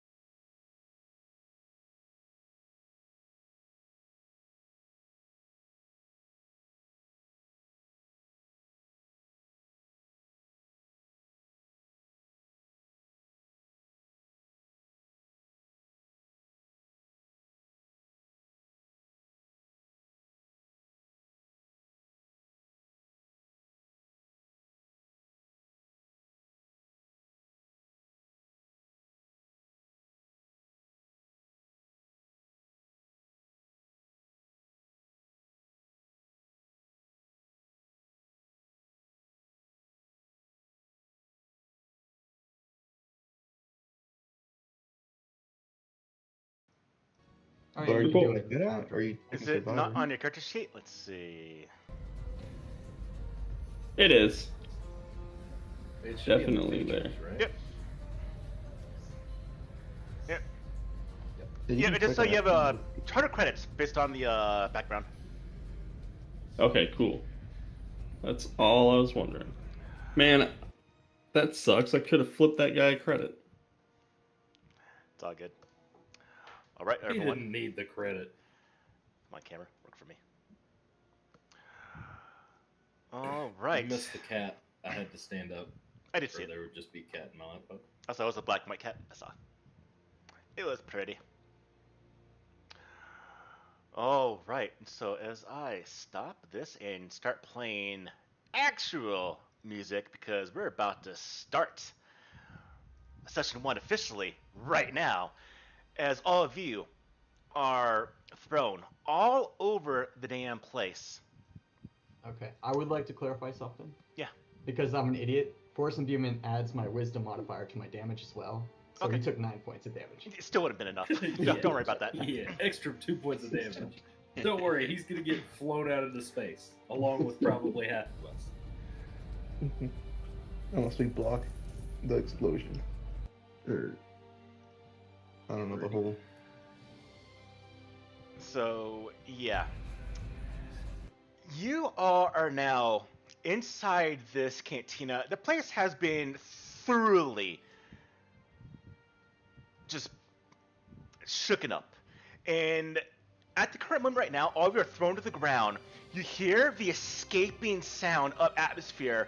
All of you are being thrown about on the ground as it seems like gravity has like distorted and thrown you. This station took a heavy blow, attack, or something to this place. And now, for the first roll of the game, I want everyone go ahead and give me, please, a dexterity saving throw. Great. Alright.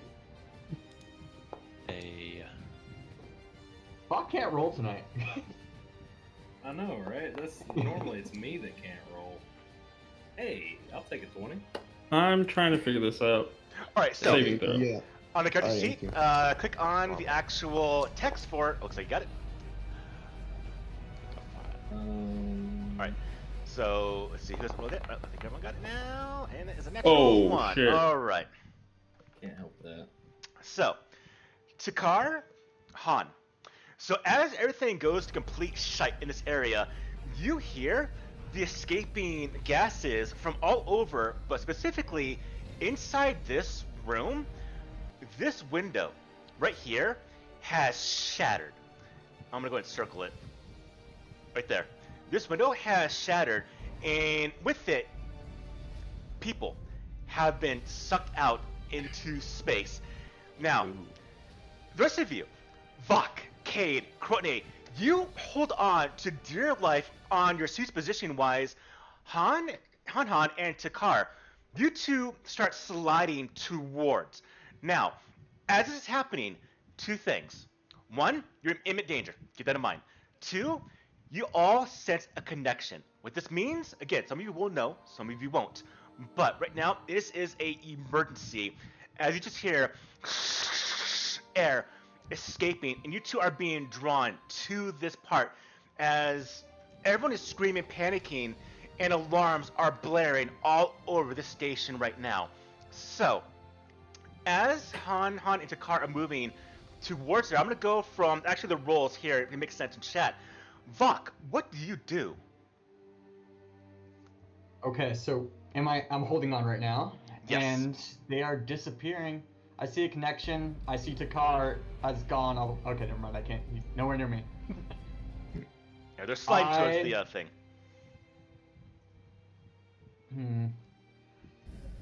Okay, what does he do? With my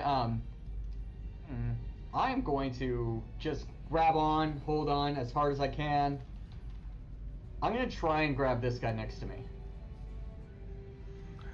All right, go ahead and give me, please, a athletics roll. Okay.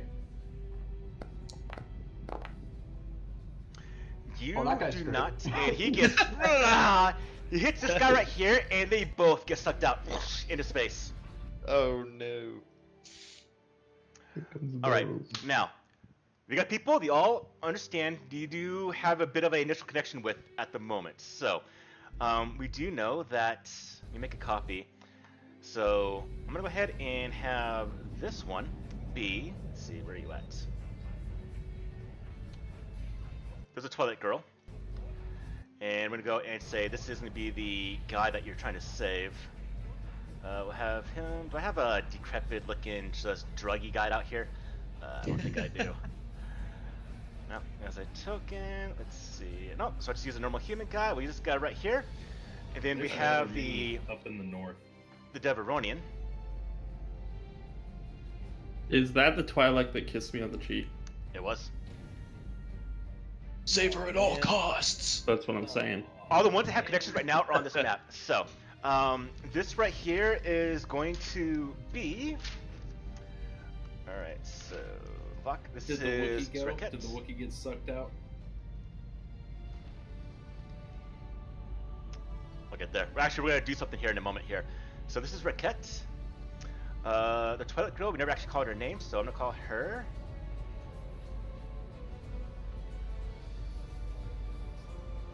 It's Rinzi.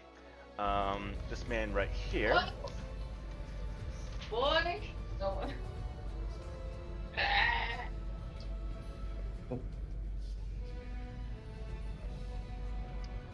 Crap, wrote down names, I forgot which one. Hold on, do you remember what the guy's name was? Was it Enri or Lohan? It was Enri. Enri, okay. Alright. Split stuff up my part. Make that as the guy, survivor. Alright, so Zriket, Renzi, Enri, and well as we got the Wookiee, we'll go ahead and make the guy right here. Let's see, do I have a Wookiee?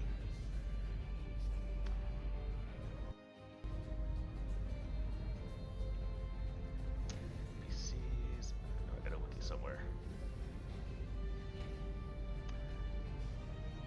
Do I not have a Wookiee? Alright, we'll use a evil token for it right now. But this is the Wookiee. I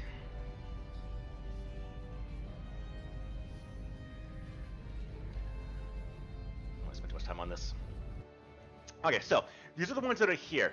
Now, to see how well these individuals have done, in fact, Zrika I don't really care about, but these 3 potentially do care about. So, first off, we see if Zrika does actually get out of this place or does get sucked out. So, it's based on your arc a little bit here for you. Vok, roll me d20. 10 or more, he's gone.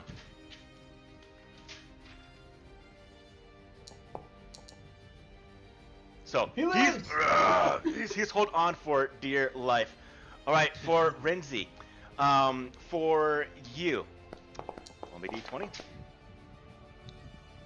Renzi is hold on for dear life. Now, Enri. For you, Han, roll me d10. D20, sorry. Okay. A D20.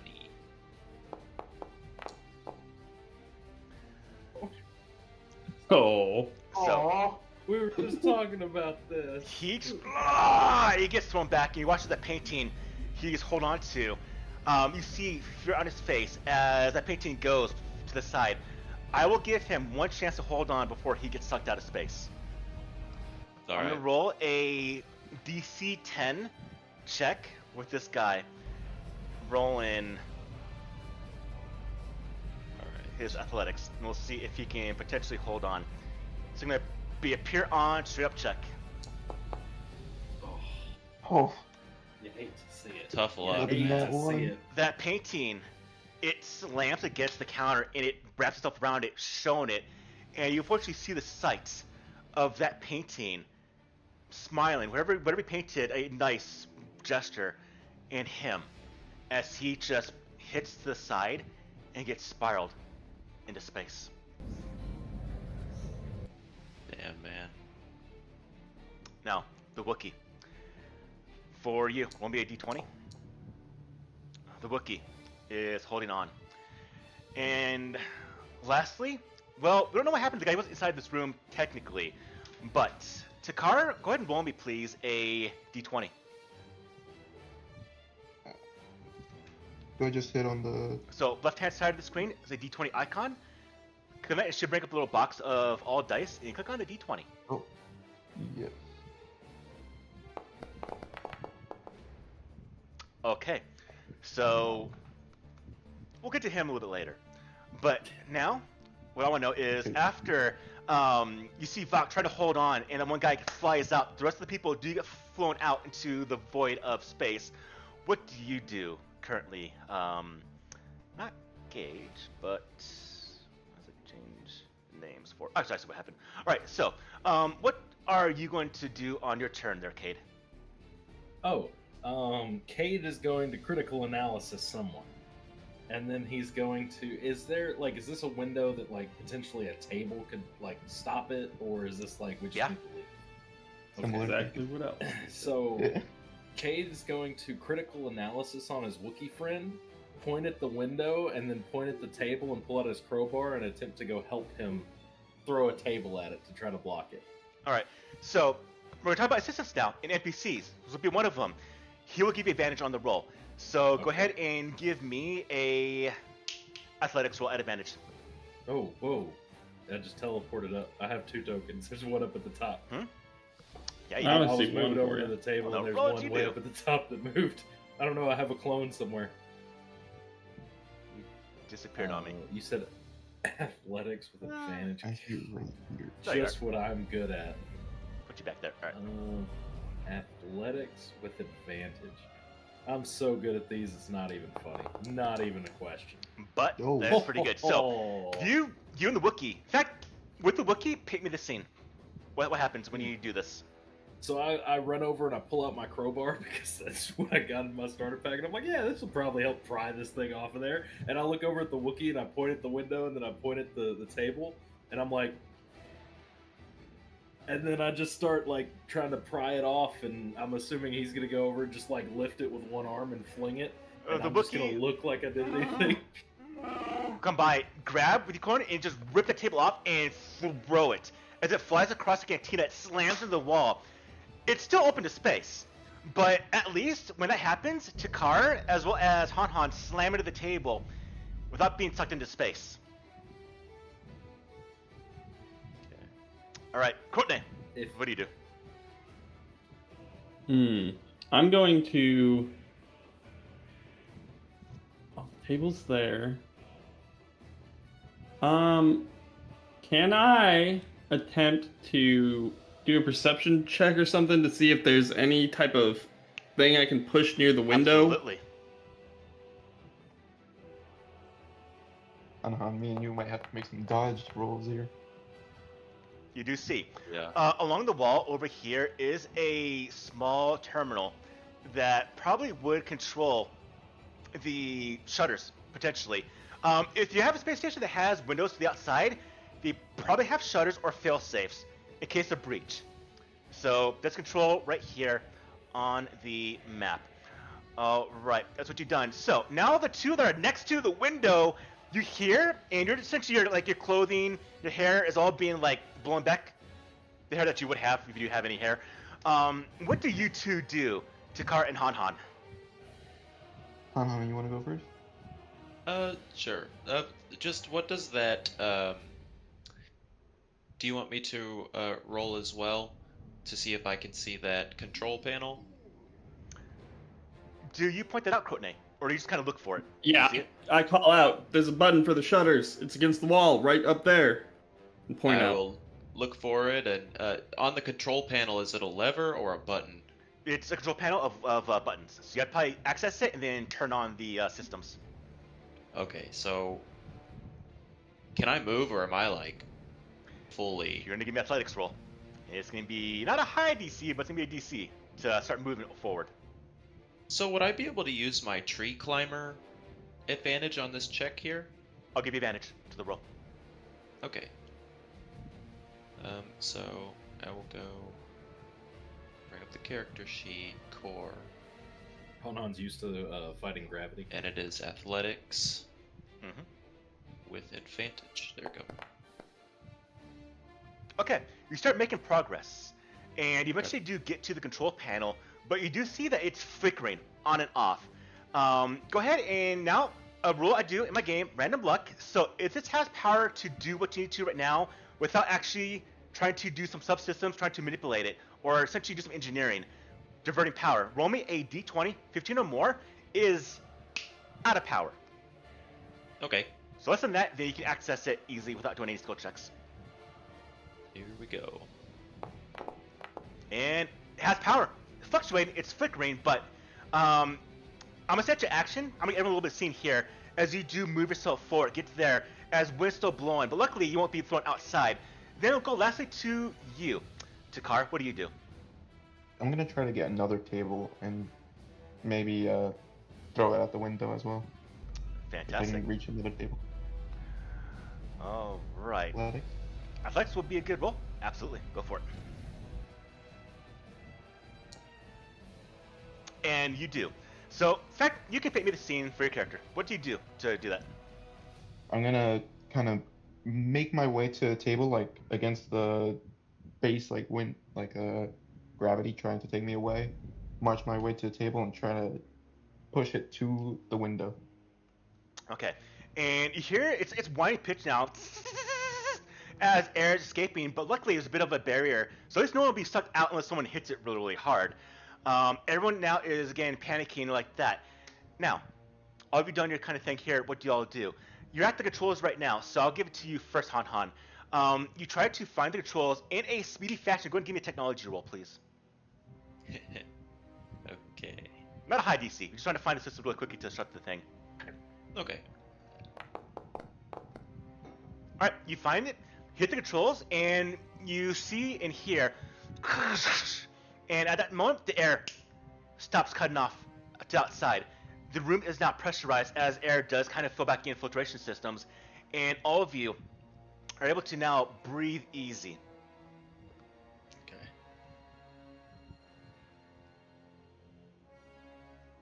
Well, that was certainly interesting. What the hell was that? That's what I'm saying. Are you okay, Rinzi? Yes. What happened? Were we under a... Was this an attack or was something happened? That sounded like explosions. It sure did. Is anyone hurt? No. And you hear the droid. I suspect that 75% of the people are now dead. I just look out and I go, no, my Pazak deck. It was on that other table, man. Yeah, all the Bazak cards got thrown into space, so. I know. I'm gonna put it out there. Where did Henry go? Does anybody see Henry? Ooh, Cade doesn't look at you. He was just here. What did he look like? Old man. I think he may have flown past us. And Rinzi will kind of look forward, and she sees the wrapped painting that's wrapped around one of the stools, and she grabs it and she pulls off. If it was the one holding this, he went outside. And she puts it on the counter next to you, Han Han. Han Han would kind of come up and take the drawing and inspect it, and then look at the shutters on the window as he's kind of processing this grief. Wait, who You am I missing okay? on this map? Missing someone. Just realized that. I think we're all Is here. it players or what? Am I blind? Oh no, sorry. I can see Han Han. I just helped that man. I was gonna turn his life around, and then that. What just happened? As grief kind of turns to anger a little, frustration. Did we feel specifically that it was the people that were involved? What do you mean? Like, feel? do we? when we felt that connection, do we know that it's between, like, we feel it between the five Yes. of us? Yes. In fact, you Yeah. can still feel that. You can still hear that kind of harmonic little noise around the area, and you notice it when you actually concentrate on one other of you. You can definitely sense it. So those of you that can't understand the force, you feel that these are almost everyone here is force sensitive in one place. I would like to go up to each of these guys and tell them to meet me in the corridor or something away from everybody. I would say now would be a good time to get off of this station. We can talk I'm gonna- later. I'm gonna be like to Crotone. I remember you. We met in the hallways. Why do I feel like I maybe have met you before that as well? Feels I can strange. explain, I think. I don't know much, but we need to. I agree with Cade. We introduced each other. I agree with Cade. We need to find our way off this rock before it goes. I'm gonna yell, does anybody speak Wookiee? I shake Nope. my head no. Yeah. So I don't think so. Well, here's an I'm easy gonna- way to find out if you speak Wookiee, because I have to say something Wookiees. Or in, what's it called? Shiriwook. I do not speak the language. So, Nor do I. ooh, phenomenal. I have no clue what that is. So, Yeah. I'm gonna walk over to my Wookiee friend, whom I don't know his name because I can't speak his language, and I'm gonna. Do I get the? Surely he can understand common, right, or basic. Oh yeah, they understand. You just can't understand what he says. I can't understand you, but I get that. You know, you can understand me. We need to get out of here. Do you know if there's any ships close by that we might be able to leave before more explosions happen? Okay. Hey, I heard about a ship. It's impounded. We can get there. I've got fusion cutters. Okay. Uh-oh. More explosions. That was probably the ship. Other sides. Let's go. Yeah, let's Um, go. Han would ask if he can come with. Yeah. Yeah. The more the merrier. I'm gonna follow along. I need a guide. I'm gonna go to the Rhodian and pick him up off the floor. Be like, hey, Oh. are you Everyone. okay? Everyone, Totally fine. give I had him me, right where I wanted him. everyone, give me a Robin? perception roll, please.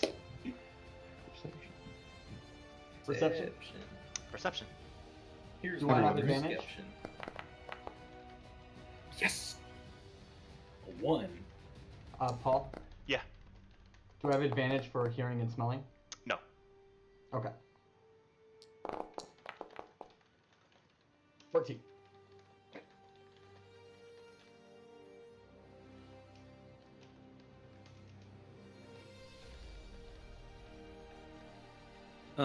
Before we leave this room, is that guy that I stole the pad from still alive in here? Oh, he was unconscious, so he had no way to hold on. Gone. He is gone. Oh, man. You should have taken all Right. the data pads.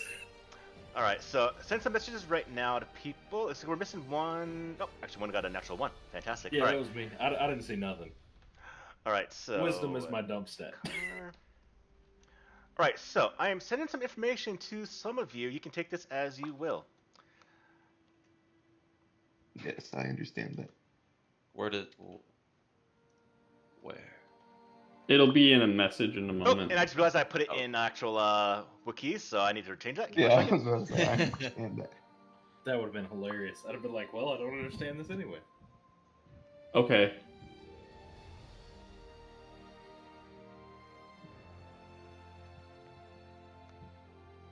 Oh, Scrutiny. somebody's this right doing now? something. Yeah, right now. Okay. I see this happen, right? He just kind of does it in the Hold on, middle I'm of all still these confused. I might do it more subtly, but I don't know. All right, so what I did here is this perception roll. Essentially, I asked everyone for a perception roll. If you got a 15 or more, I gave information towards. Sorry, 16 or more, I gave information towards to be able to see what's happening. And so I send a message, and you can react on that. And so that's why you see all of a sudden Courtney doing a force power off from the blue. But to give you an idea of what this happened, especially for our two new ones here, I'm going to give you what they saw, because now you kind of know what's happening. So I'm going to send everyone a message really quickly, and you'll see what it looks like when I send a I message would to you. not have seen this. I rolled a 1 perception. I You don't already see know what's this. happening. I'm looking the other way. Yeah. But especially this is for Gavin. So Oh, well, hold on. So, what did I roll for you guys? You rolled a 22. perception skill check. 22. Did I Wisdom. send you? Did I send the wrong? I might have sent the wrong 22, person. Did I? Didn't send I the- okay. did send the wrong person. I'm sorry that because I thought like maybe I rolled something on my end, but you guys got a different Nope. number. So I was just wondering. I just realized I sent it to. Did you mean not to send it to me? I meant to send it to Han Han and Courtney, but I sent it to Yeah. To Car. Okay, I'll let That's you know fine. the message in. Okay, I got it now. I understand.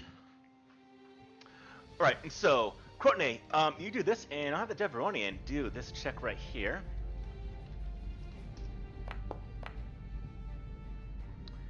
And you see him hold onto that blaster's.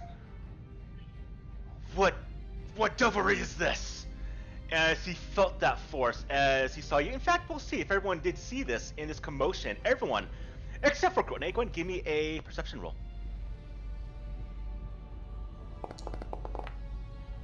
Please roll another one. Can I give myself disadvantage on this? If you want to fail, you can fail. It's up to you. Okay. You can voluntarily fail a check if you want. I rolled a 7. If a 7 sees it, it sees it. No. If not, that's fine. Does it let me see it? Another high one. Han Han will notice though, but the rest of you so far won't notice what just happened. But yes, you try this, Courtney, and his attention turns towards you. But he's not sure what you just did, but he does continue looking, and he's moving now towards Vok. And he has a blaster. He's going to raise his blaster. And so I'm curious, before we roll initiative, if that does happen, what do you do, Han Han? Oh man. So he's got his blaster raised and he's marching towards Vok. Considering that we all just kind of grouped up, and I feel attunement with Vok. I know this isn't like a formal thing, but could I try to like bat his blaster with my vibro staff? Give me an attack roll. Okay. I thought he would have lost the It isn't. blaster. Oh, you rolled a 14. Your DC is 12. Oh, I missed it. I Yeah. missed it. Okay. So that would be this one, I think. I would use my You actual. can directly attack weapons. Yeah, if you go to core, it should Is be it under this? one of your attacks. No, it's features, maybe? Oh, you got it. Oh, there it is.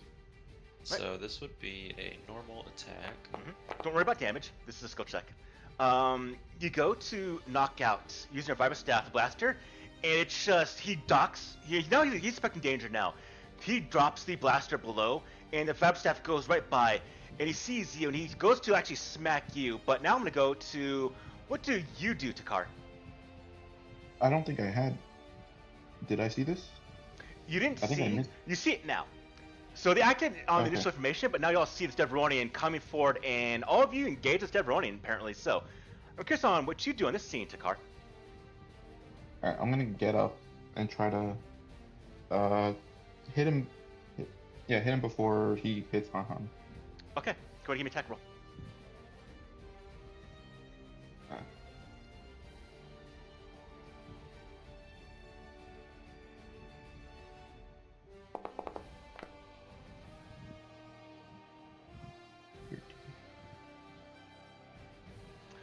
All right, and so you come in and don't roll damage. This isn't a damage roll here. This isn't- But go ahead and describe to me how you kind of play the scene out. You're not gonna I drop him, but you're kinda- gonna hurt him. Take out my vibro blade and kind of hit him in the arm as he's trying to punch Han Han. Okay, so he does kind of move forward. Courtney, you already did your thing by initiating this, so I'm gonna give that to you. What do you do, Cade? I mean, I was reaching down to help Vok up because I was like, hey, man, you alright? He's coming at me. Well, Does he you're have a next weapon to in you're his next hand? to the Dever. Yeah, You're next does to this guy have a weapon Fuck. in his hand? He's got a blaster. Okay. Cade would. Cade would move, like, to. How do I do the ping? Is it this? Hold down the left mouse button. Left mouse button. Mhm. Okay. Cade would like to move here, and as soon as he moves out of my threatened area, I would like to put my critical analysis on him and shoot him in the back. Okay, so this is narrative. This is action art. This is skill challenge, not actual combat. So Okay. automatically give yourself that and give me that attack roll. Okay. Blaster pistol. Attack. We'll just do that. See what happens. Nice. 19. Okay, so you go behind, narrate to me your result. You just drop, but narrate the result. Oh, for damage or just the No, total? just tell me what happens. Don't roll damage. Don't worry about that. Oh, I would like to just kind of like put my hands up like, whoa, man, I don't want no part in this, and then walk past him. Walks And as soon past as you. as soon as he goes past me, I just quick draw and shoot him in the back. Gotcha. And then lastly, Fuck. He's coming right at you. What do you do? As this all happens at kind of the same time, so. Okay, so Bach is like really groggy right now because he was at 2 HP and then he just face planted after the gravity turned back on. So as he was getting help back up, and he sees Zerket like shouting at him and pointing his gun at him. He's like, "Look, man, I'm pretty sure my employers are dead now. We're cool." Persuasion. Fair. Give me a persuasion roll. Okay. I mean, to be fair though, we just all made enemies by attacking. Oh shit. What? So, It's not a natural one. no, it's not, but it's a 1. So this is a skill challenge that encompasses essentially 5 rolls, and you need at least 3 to succeed. You got 2, so this is a failure. So, this being the target of Vok, as all of you do come forward, the blaster trying to get thrown behind him by Krotne doesn't, as Takar and Han move forward, take other stuff, as he gets shot in the back by Cade. He comes forward and goes, "No, you attacked me." And he goes to grab you, and as he does, you go to defend yourself as you obviously would do here, but this does cause, let's see, I'm gonna find an item on your sheet here. We're going to damage. 1, 2, 3, 4, 5, 6. Roll me a d6 please for me, Vok. Okay. 6. I rolled high. Fantastic. Roll me a d8.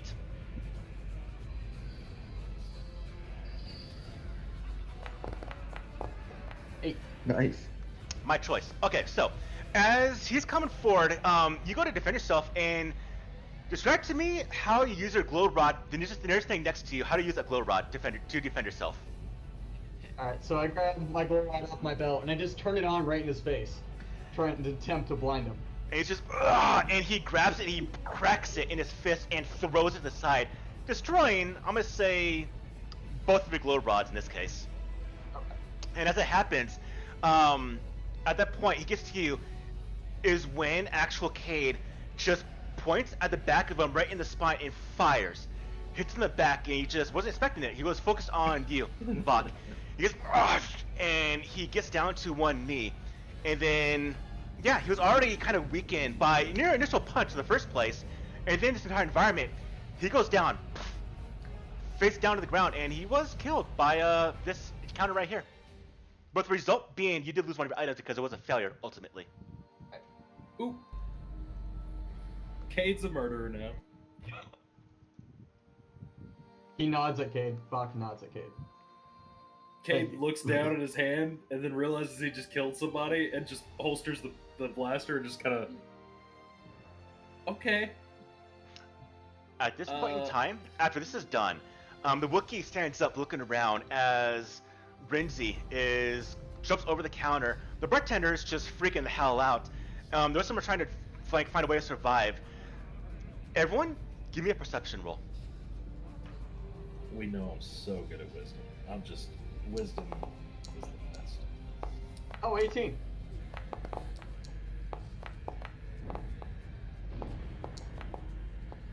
Did mine?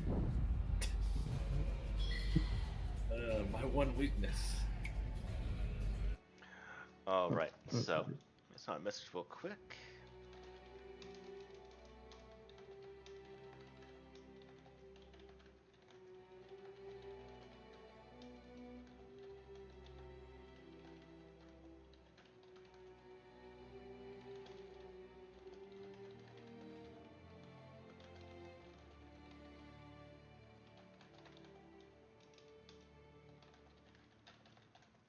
Oh, can I take his blaster?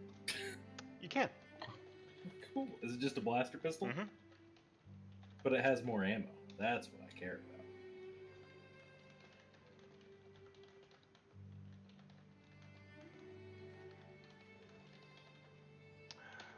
Okay, so information going out to, looks like to Car as well as to you, Vok. Okay.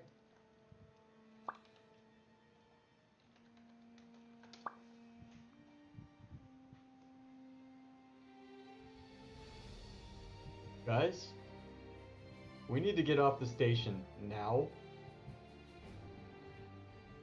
Where was that ship that the Wookiee mentioned?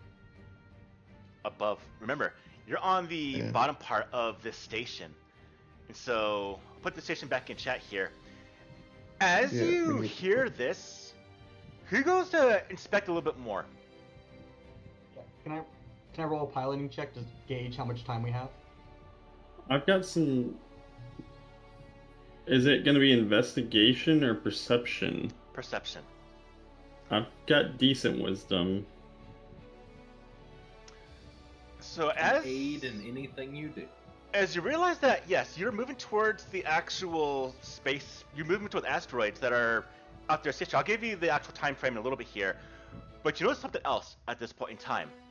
As you hear more of the explosions and just sparks that are happening around, you realize that Telkin Station, you're on the bottom part of it, that spire.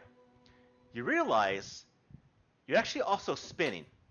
And as you spin, you see the top part stationary above. You are separated from the actual hangar bays, and you're now moving, spiraling towards asteroids. Which means turbolifts aren't going to work at all. Which means you need to find a way to get to that top station before this thing slams into the asteroids and obliterates all of you. And for that time frame, give me a piloting roll.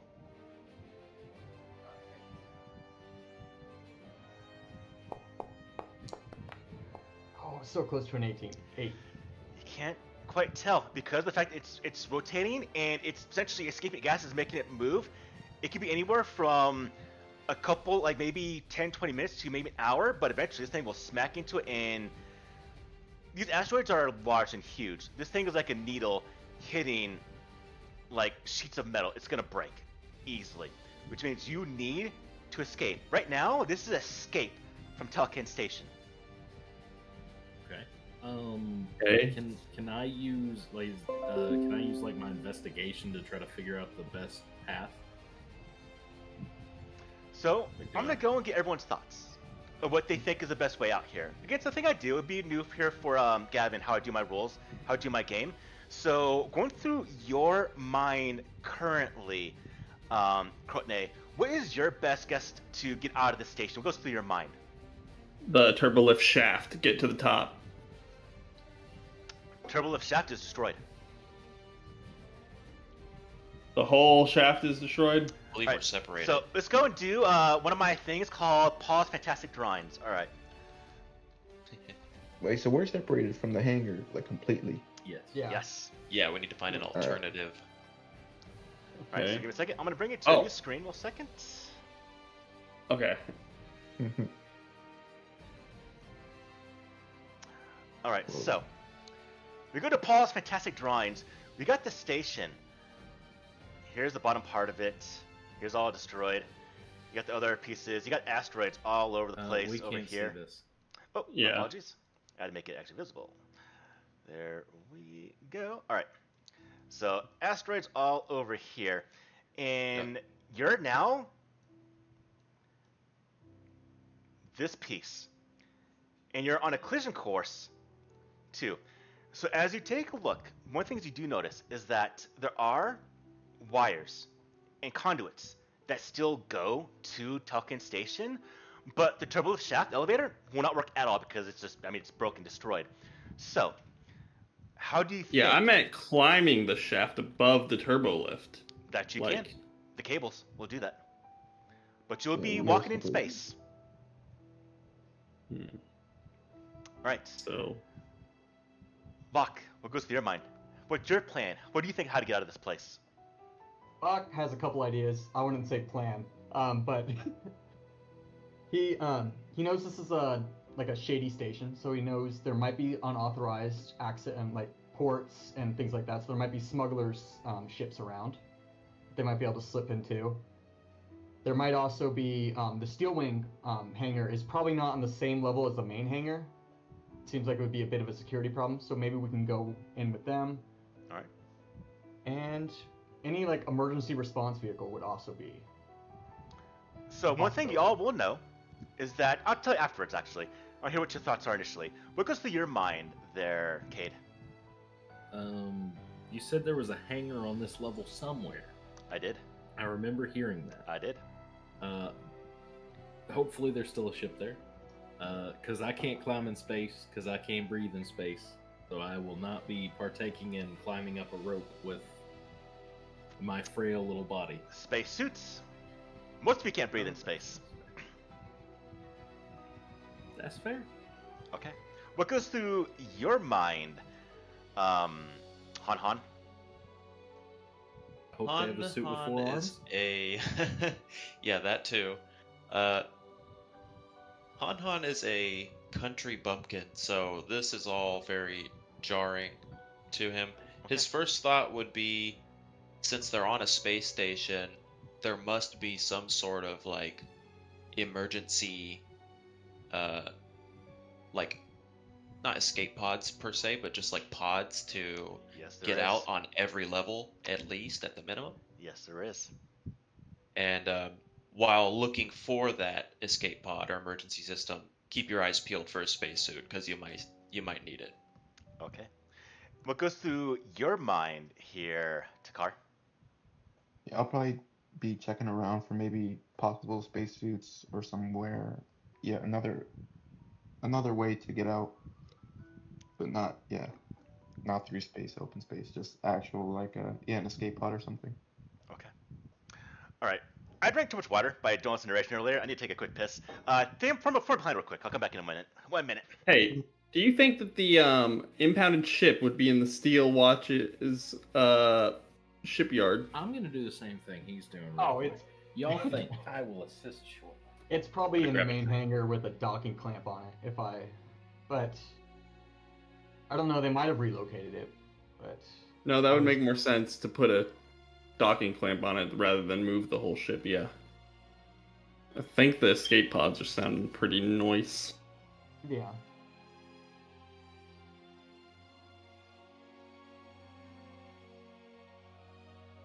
Yeah. So we just gotta look for signage.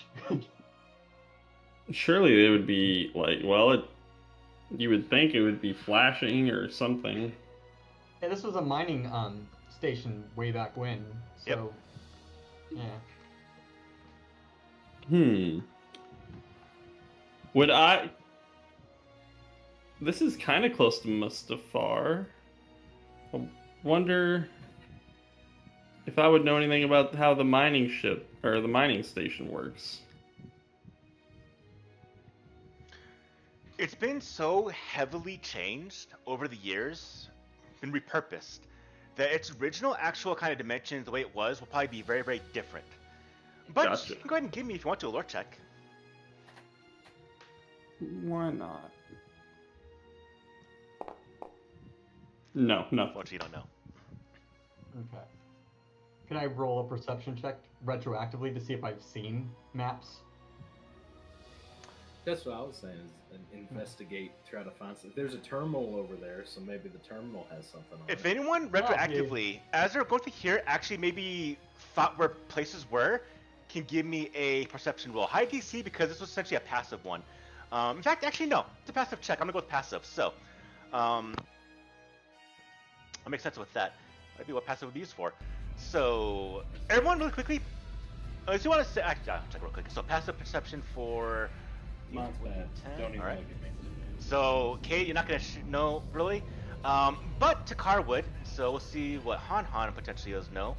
Han would also know. Vok would you. All right. So you three, and then Krotne would also. All right. So everyone here actually recalls information except for Cade. And so we got 4 people. I'll give you 4 locations. Becatina, you're right now, obviously. The very, very far north is where the rooms for the essentially personnel that did reside here do live. The eastern side of the station is where the actual facilities for the Steel Wing reside. And then the far west is where the hangar bay that the Steel Wing use resides. You're in the south. Okay. So, now it's time to close the character sheet on this map and start moving. Well, north would be this way, or Yep. So I say north. North is always up on any map I ever in the game. all right, I'm gonna head north to the rooms because I'm assuming there's engineers. Engineers might need to make repairs. I'm gonna So they head might have east and space. start looking Yeah. that way. That's nifty. I will follow the herd. Well, the herd's splitting up, I think. Uh-oh. Okay. I'll go with Krotne so he's not by himself. All right. Don't go too far. Go into this hallway and then stop over there if you go in that way. All right. Okay. So as you go in there, Rinzi, she looks around Oh, and that's a window. then, kind of unsure, this place is doomed. She runs out and she does follow the one she kind of can trust right now. So she goes after you, Krotne. Okay. Krotne, what are you looking for? Where are you going? I'm just scouting to see if I can find any like emergency. I assume that an escape pod would have like a flashing sign over it or something to say, "Hey, emergency exit." So you go to the window. I'm going to send you some information really quickly.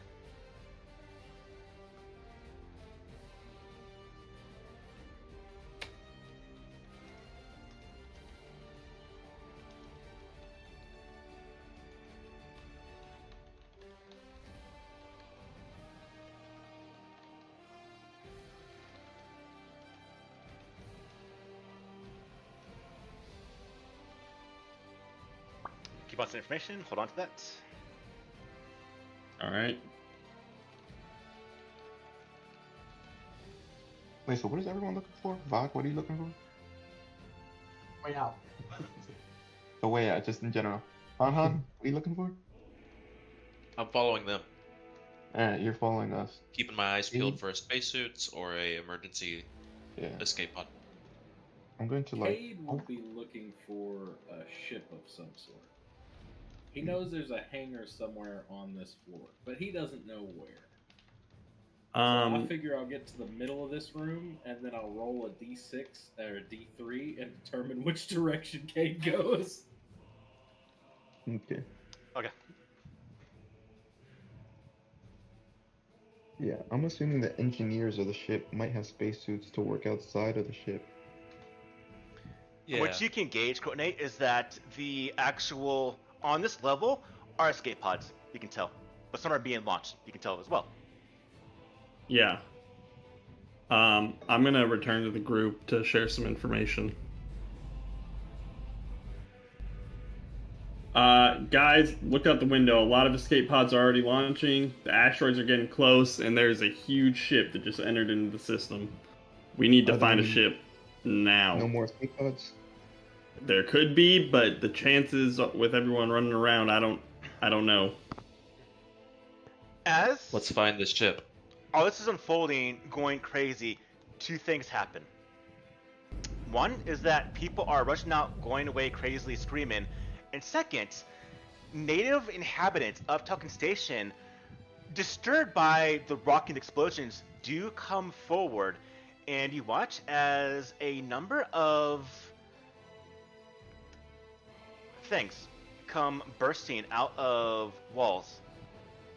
Oh, And now, what we're gonna do is, let's see. All right. All right. I want everyone. These things come forward, and in a panic state, they see everything as an aggressive enemy.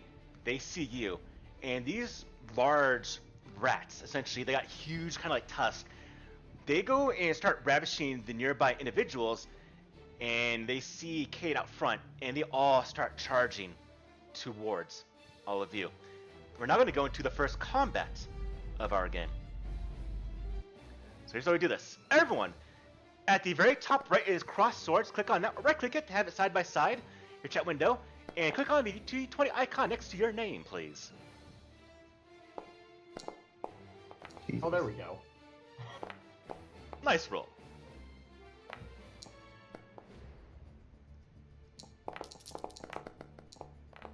These rats are quick. That they are. So, now is on Vok. It's on you. These things are coming forward, and they're looking to just bite the hell out of all of you. What do you do, Vok? We don't have time for this. So I take a little step up here, so that way no one's in my line of shot. Pull my blaster rifle, mark this one as my ranger's quarry, Okay, and then I am going to shoot it. go for it. Attempt to shoot it. All right, you attempt to shoot it. A couple blasts far off, and does strike the rat straight in the face. Give me that damage roll. Alright, and plus a d4. Plus 1d4.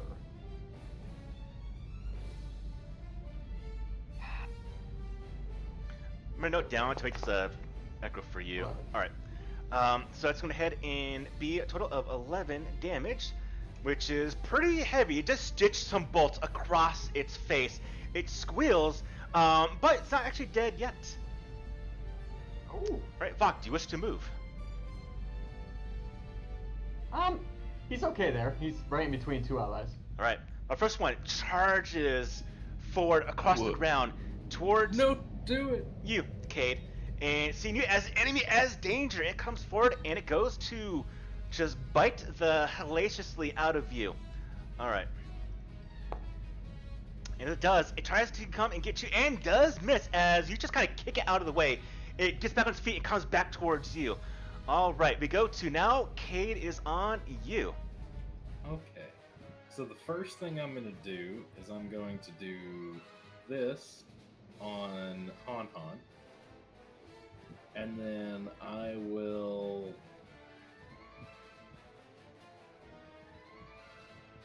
I don't have time for this.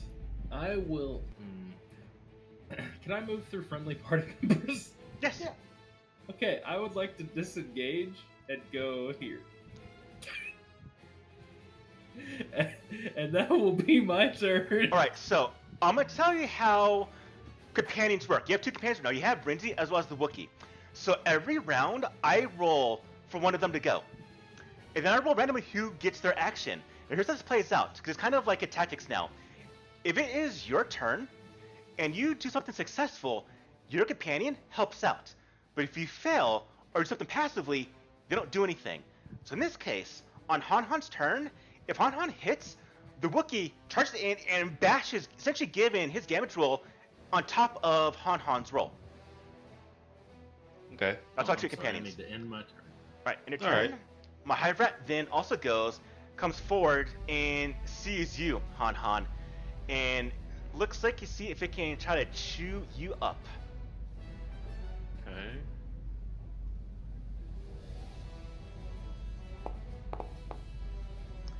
Ooh. It's gonna hit. Han Han, as it comes in, it grabs you by the leg, but luckily a low roll, as it just kind of digs into your ankle, doing 4 damage.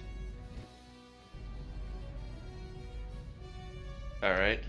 All right. Do you know how to apply that on your character? Okay, so I will pull up my. No, easy way to do this. Everyone, in fact, it's a tutorial for everyone. So everyone, close your character sheet so you can see how this plays out. If you right-click your token, you'll see at the bottom of your token the numbers. If you click it and put minus the number of damage, hit enter, you change it automatically to the reduce the damage. So put in -4 and then hit enter, and it'll reduce it by 4. There we go. Gotcha. Right, another hive rat over on the side here that got blasted by Vok also moves forward towards you, Takar, and tries to dig its bite into you.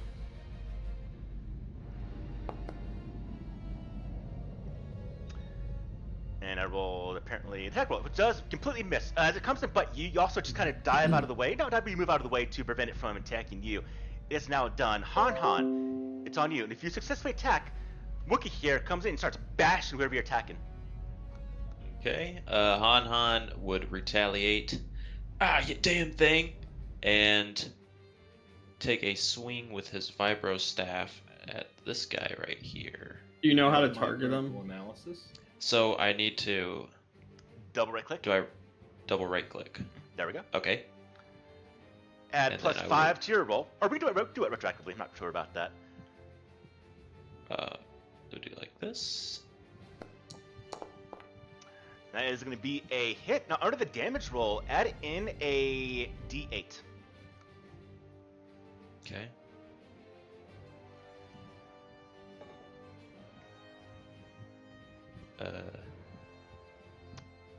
Since we're the You bonus, put said- in 1d8.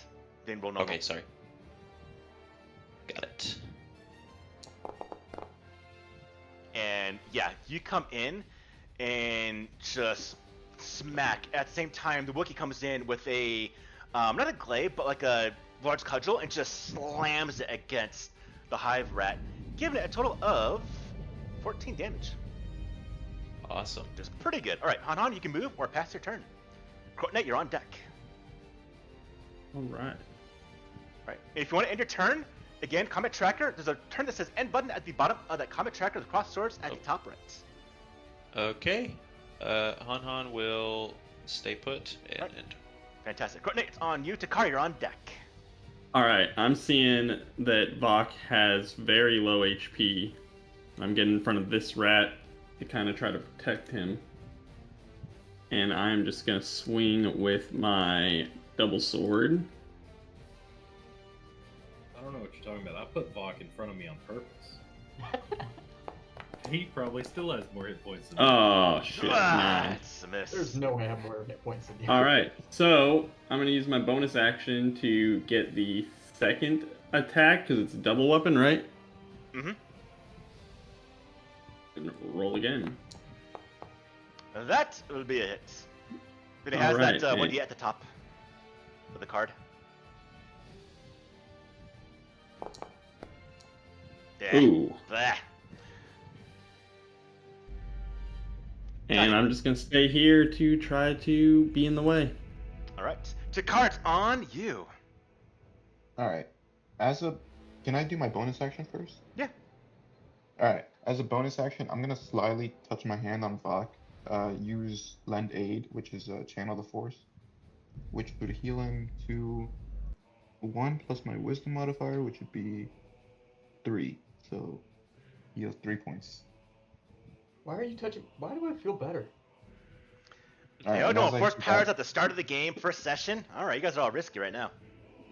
Do I witness I'll go to hit. Maybe you can make a perception. We'll I do guess. after the roll. We'll do after the combat. All right, and I'll hit this one that's already injured. Let me just. Oh. All right. Hit attack. It is going to be a hit.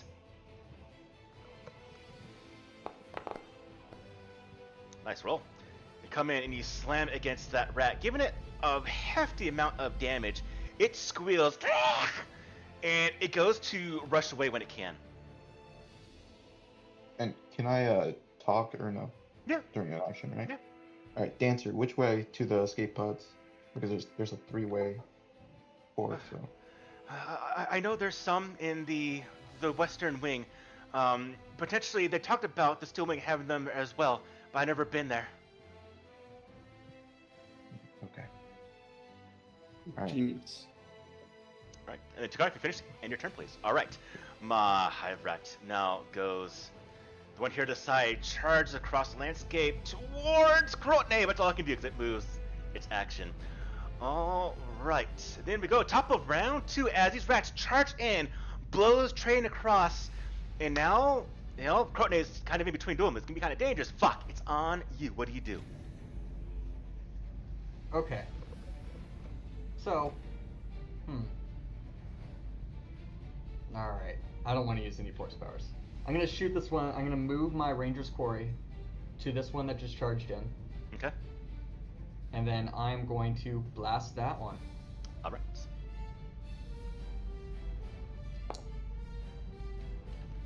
Does a 12 hit? 12 will be a hit. Oh, okay. I will roll damage. And let's see if this macro works. Okay, so it'll be 13 points of damage. And that rat, it's one that's next to you. Is it this one, Matthew? Yeah, it's that Yeah. one. It's the That one hasn't gets been touched yet. obliterated. Actually, no, 13 damage. Oh. It doesn't get obliterated. Apologies. But it gets hurt. Definitely bad. Okay. And then I will... Since, Cade's using me as cover, I'm going to stand over here and use him as cover. Gotcha. Kid panics. All right, Mahivrat is going to go on this turn.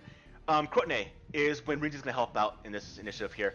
All right, this Mahivrat is going to go ahead and fight you, Krotne. And in fact, she's helping Krotne. Krotne's being attacked, so it doesn't happen here because she is a defensive type of character for dancing. So she's going to go ahead and actually boost Krotne's defense by 2 points for here. So see if this comes in. But if it would hit her, she gets damage. She could potentially die in this thing. Alright, here we go with attack roll against Krotne. Just gonna hit. And so, with this being this, you're gonna still take damage, Krotne, and it's gonna be... By 1. 5 damage. Oh. Not by 1. Alright, so right click, -5. Yep. Alright. And it moves here. It moves around. Engages battle. Cade, it's on you. Oh. What do I want to do? Let me think. I would like to target this. Right click? I don't know. Double right click. Double right click. Okay. I would like to target this one right here. Alright. I would like to critical analysis it so I get to use my intelligence instead. You know what? No. I'm going to keep my critical analysis on Han in case he needs it. And I'm just going to take a shot at this thing. Go for it. Because why not? What's the worst that can happen? Worst I'm is you rolling can 8. miss. Well, Dang. I move back here. Gotcha. I'm kidding. I will stay where I'm at. Where is my Alright. turn? Pass your turn, please. Alright, Mahivrat right here is going to go ahead and it's going to chew. It goes under the machinery here and tries to take a bite out of Han. Han, incoming bite. Can you survive against this? Alright. I need to roll low. Han's going down. And it comes in and it just jumps on your chest, Han, and just digs deep and sends you to the ground. Dang, alright. Han is now at death's doorstep. Okay. Alright, this hive right here, this one, freaking out, just goes to run away. Takara, if you want to, attack of opportunity, if you so want. Sure, yes.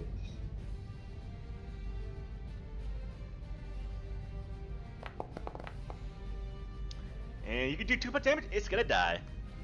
It is gone. Alright.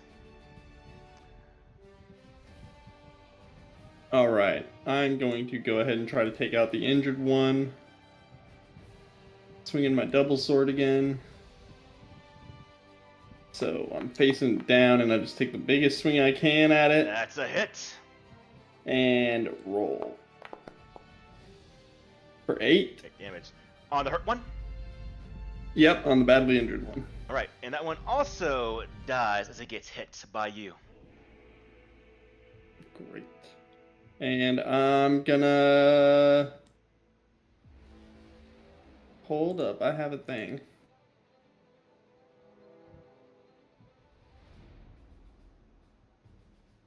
I already used my action. This is a bonus. Okay. It's saying I have no available first level power slots, but I should, right? Probably from the last game. Go ahead and force point to say 5. What are you trying to use? It's a power. It's called Phase Strike. It just makes it so that I don't take attacks of opportunity. Are you thinking about phase shift? Yeah. Okay. That's interesting. Can you still click cast power, or does it not do it? Let me see.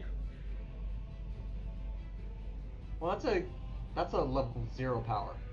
Yeah, as So at you should will. be able to do that because I don't have like. Well, spell phase strike slots is level that I 1. can Phase shift? Or phase strike? Phase strike. Oh, okay.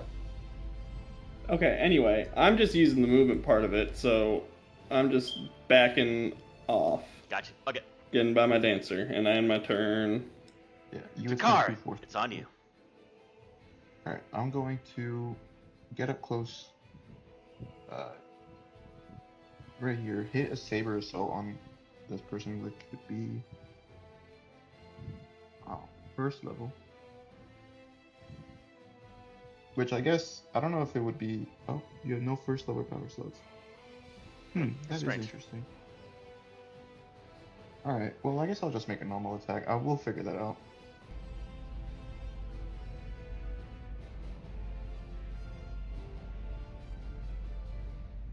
Yeah, I was working last time. Not sure what happened. I'll have to play around with it. Yeah, They didn't take a long that's rest. not good. I don't know, maybe. It says 5 out of 5, though. Yeah. We'll figure it out. It's a miss, though. Yep. Alright, and I guess for my bonus action, I'll lend aid to Han. Alright, top of the round. Round 3. Fuck, it's on you. Okay. Vok is gonna move so quickly the untrained eye can't perceive it, and just step over here. All of y'all are using force powers. Yeah, you are. Every single And one. we'll have consequences with Yeah. that end of this combat. Oh, okay. All right. And well, that one does say too quickly for untrained eyes to perceive. I'm just saying. And he's gonna move his ranger sporey and shoot this one. Get for it. 16. That's a hit. Awesome. 8 points of That's damage. also gonna plus- kill it. Oh, okay. 9 points of damage. Alright. And this essentially is going to end the combat as 3 of them were killed. 2 of them were killed. 1 ran away. Also was killed. And so, yeah, 3 were killed. The last remaining one, self-preservation does take hold, and it just charges away from the area, back into the gutters where it came from. But we do have currently Han. Well, Colonel Han's actually good now, so he's actually fine. As more of the station packs and breaks.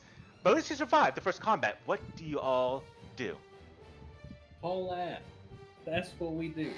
She told us to run west. Let's go. Okay. To the west. Come on, Renzi. Oh, Another 30 I'm feet. feeling woozy. Right. As you are, you see one of the technicians here is banging against the door. Renison! Renison! I know you have escape pods there! And watch as this alien looks at all of you. The door is locked! They locked it from the inside! Fusion Fuck. cutters? Pulls out his security kit. Give me a minute. There is a terminal nearby. You can potentially try to hack this thing. I could try to hack it if you'd like. You can do it. You Alright, can do it at we'll the same do time both. if you want to. Sure. Yeah, let's do both. We'll pick the lock and hack the computer. Alright. This is going to be the same as my, probably the same as my technology, right? It uses technology. Mm-hmm.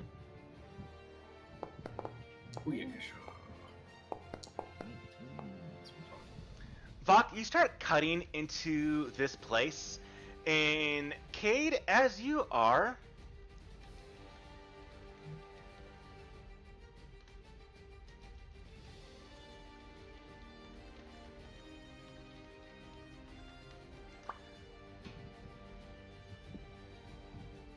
Oh.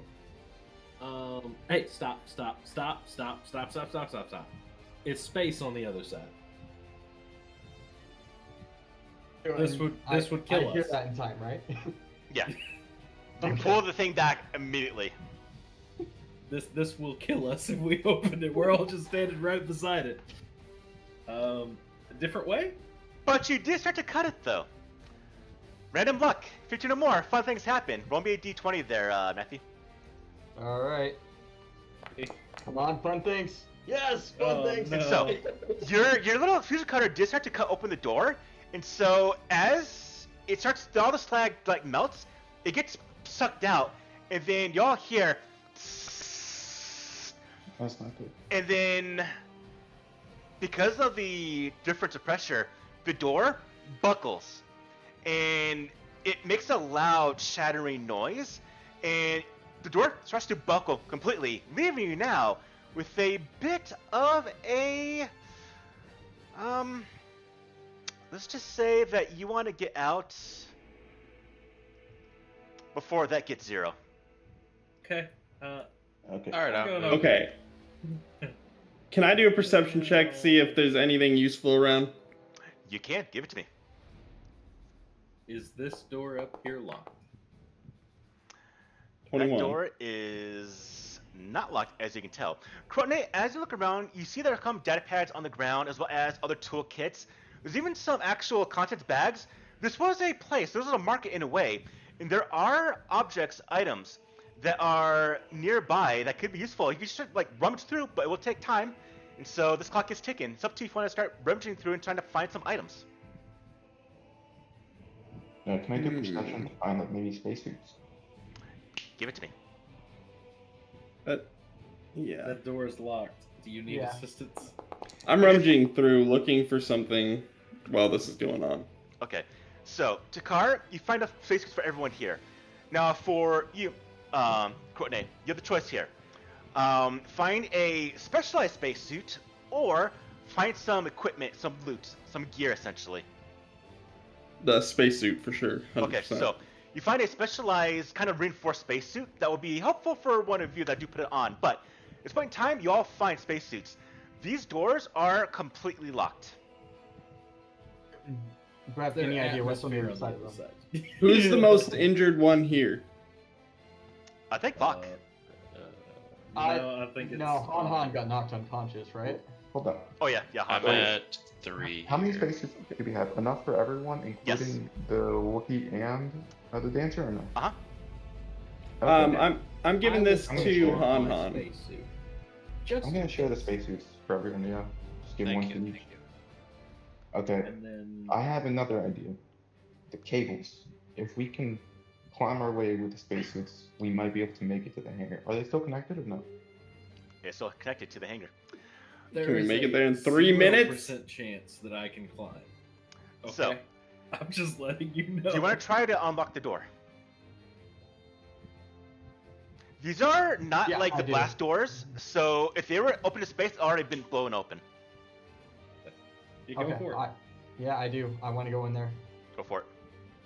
There's something important in there. I assume we're all equipped with 17. spacesuits now. The door opens up, Um, and you do see at the far end are escape pods. The hatches are open, but they only fit 3 people apiece. Is there more than one? There are 4 of them. Guys, found pods. Let's go. Let's go. Come on, Rinzi. Okay. All right. Can I, before we get into the pods, can I make sure they're all working and none of them faulty? Technology roll. That's not my best, but we'll I go. will help you with it. Take advantage. I will assist. Advantage technology roll. 20. All right, Takar. What you definitely see is that these escape pods are meant to go to a planetary surface. There's a planet that's relatively nearby, but because of the station spinning, it's past the asteroid field. And these are unguided, which means these would be, oh, so these are guided. These would go directly towards a planet through the asteroid field, which is death. Which means if you want to succeed, you need to essentially trigger onto remote control of these things and pilot them while you're inside. Alright, I'm gonna ask who knows how to pilot, well, So we need. I can How many- hotwire them, but I cannot pilot. How many I guess I people do we could, have with but- us? We got 7 people, and there's 3 pods, which means there'll be at least 1 person. 3 pods will all be used. Unless you leave the Wiki and Rinzi behind, these 3 will be used. That ain't happening. That ain't. Okay, we need 3 pilots. 3 people with the highest I int. will pilot once. I'll pilot. Yeah. I can pilot. Okay. there's 3 pilots? All right, there we go. There's 3 pilots. Do I need to do a technology to hotwire the things? We will do that once you get inside. You get inside the pods, and you have to actually get the thing launched first. So you go into the pods, the hatch is closed. Now, in chat, write down pods 1, 2, and 3, who goes where. Okay. Is the timer done? We good now? I'll go to 1. Okay. I need to be in 1 separate, so I will be 3. How do I? Do just I already picked 3. Okay. Wait, actually, I'm not even a pilot. I shouldn't even choose which one I go to. I should just go to Okay, one. then I will go to 2 since we need a pilot there. Me It's and the Wookiee will for go it's to for 2. game purposes. I need to know which one's who's and who. Alright, I'll go with Cade. Yeah. Okay. Okay. It's Oops, me sorry. and the Wookiee and whoever else I'll wants to go- go with me. With Vok, then. I thought you were a pilot too. They're definitely not. It's Oh, okay. it's us 3 up top on cameras. Gotcha. Okay. Oh, So God. looks like Cade, Han, and Takara get into pod 2. Vok gets into pod 1, probably with the Wookiee, and then Krotne gets in pod 3 with Rinzi. And at that moment, hit the controls. They drop as the door buckles, and the entire station, bottom of it, crumples like a tin can as these 3 escape pods shoot out into space, flying towards asteroid field, cut up close. You have to quickly go to the controls to make sure that you don't hit these asteroids and destroy yourselves, but that will do next game. Okay. Ah. Alright. Okay. I did a lot of talking today, so my throat's kind of shot right now. Rest in peace, Henry. Oh, So- poor Henry. Yeah. We'll end Yeah. session 1 right here. What was it? 75% people died? Yes.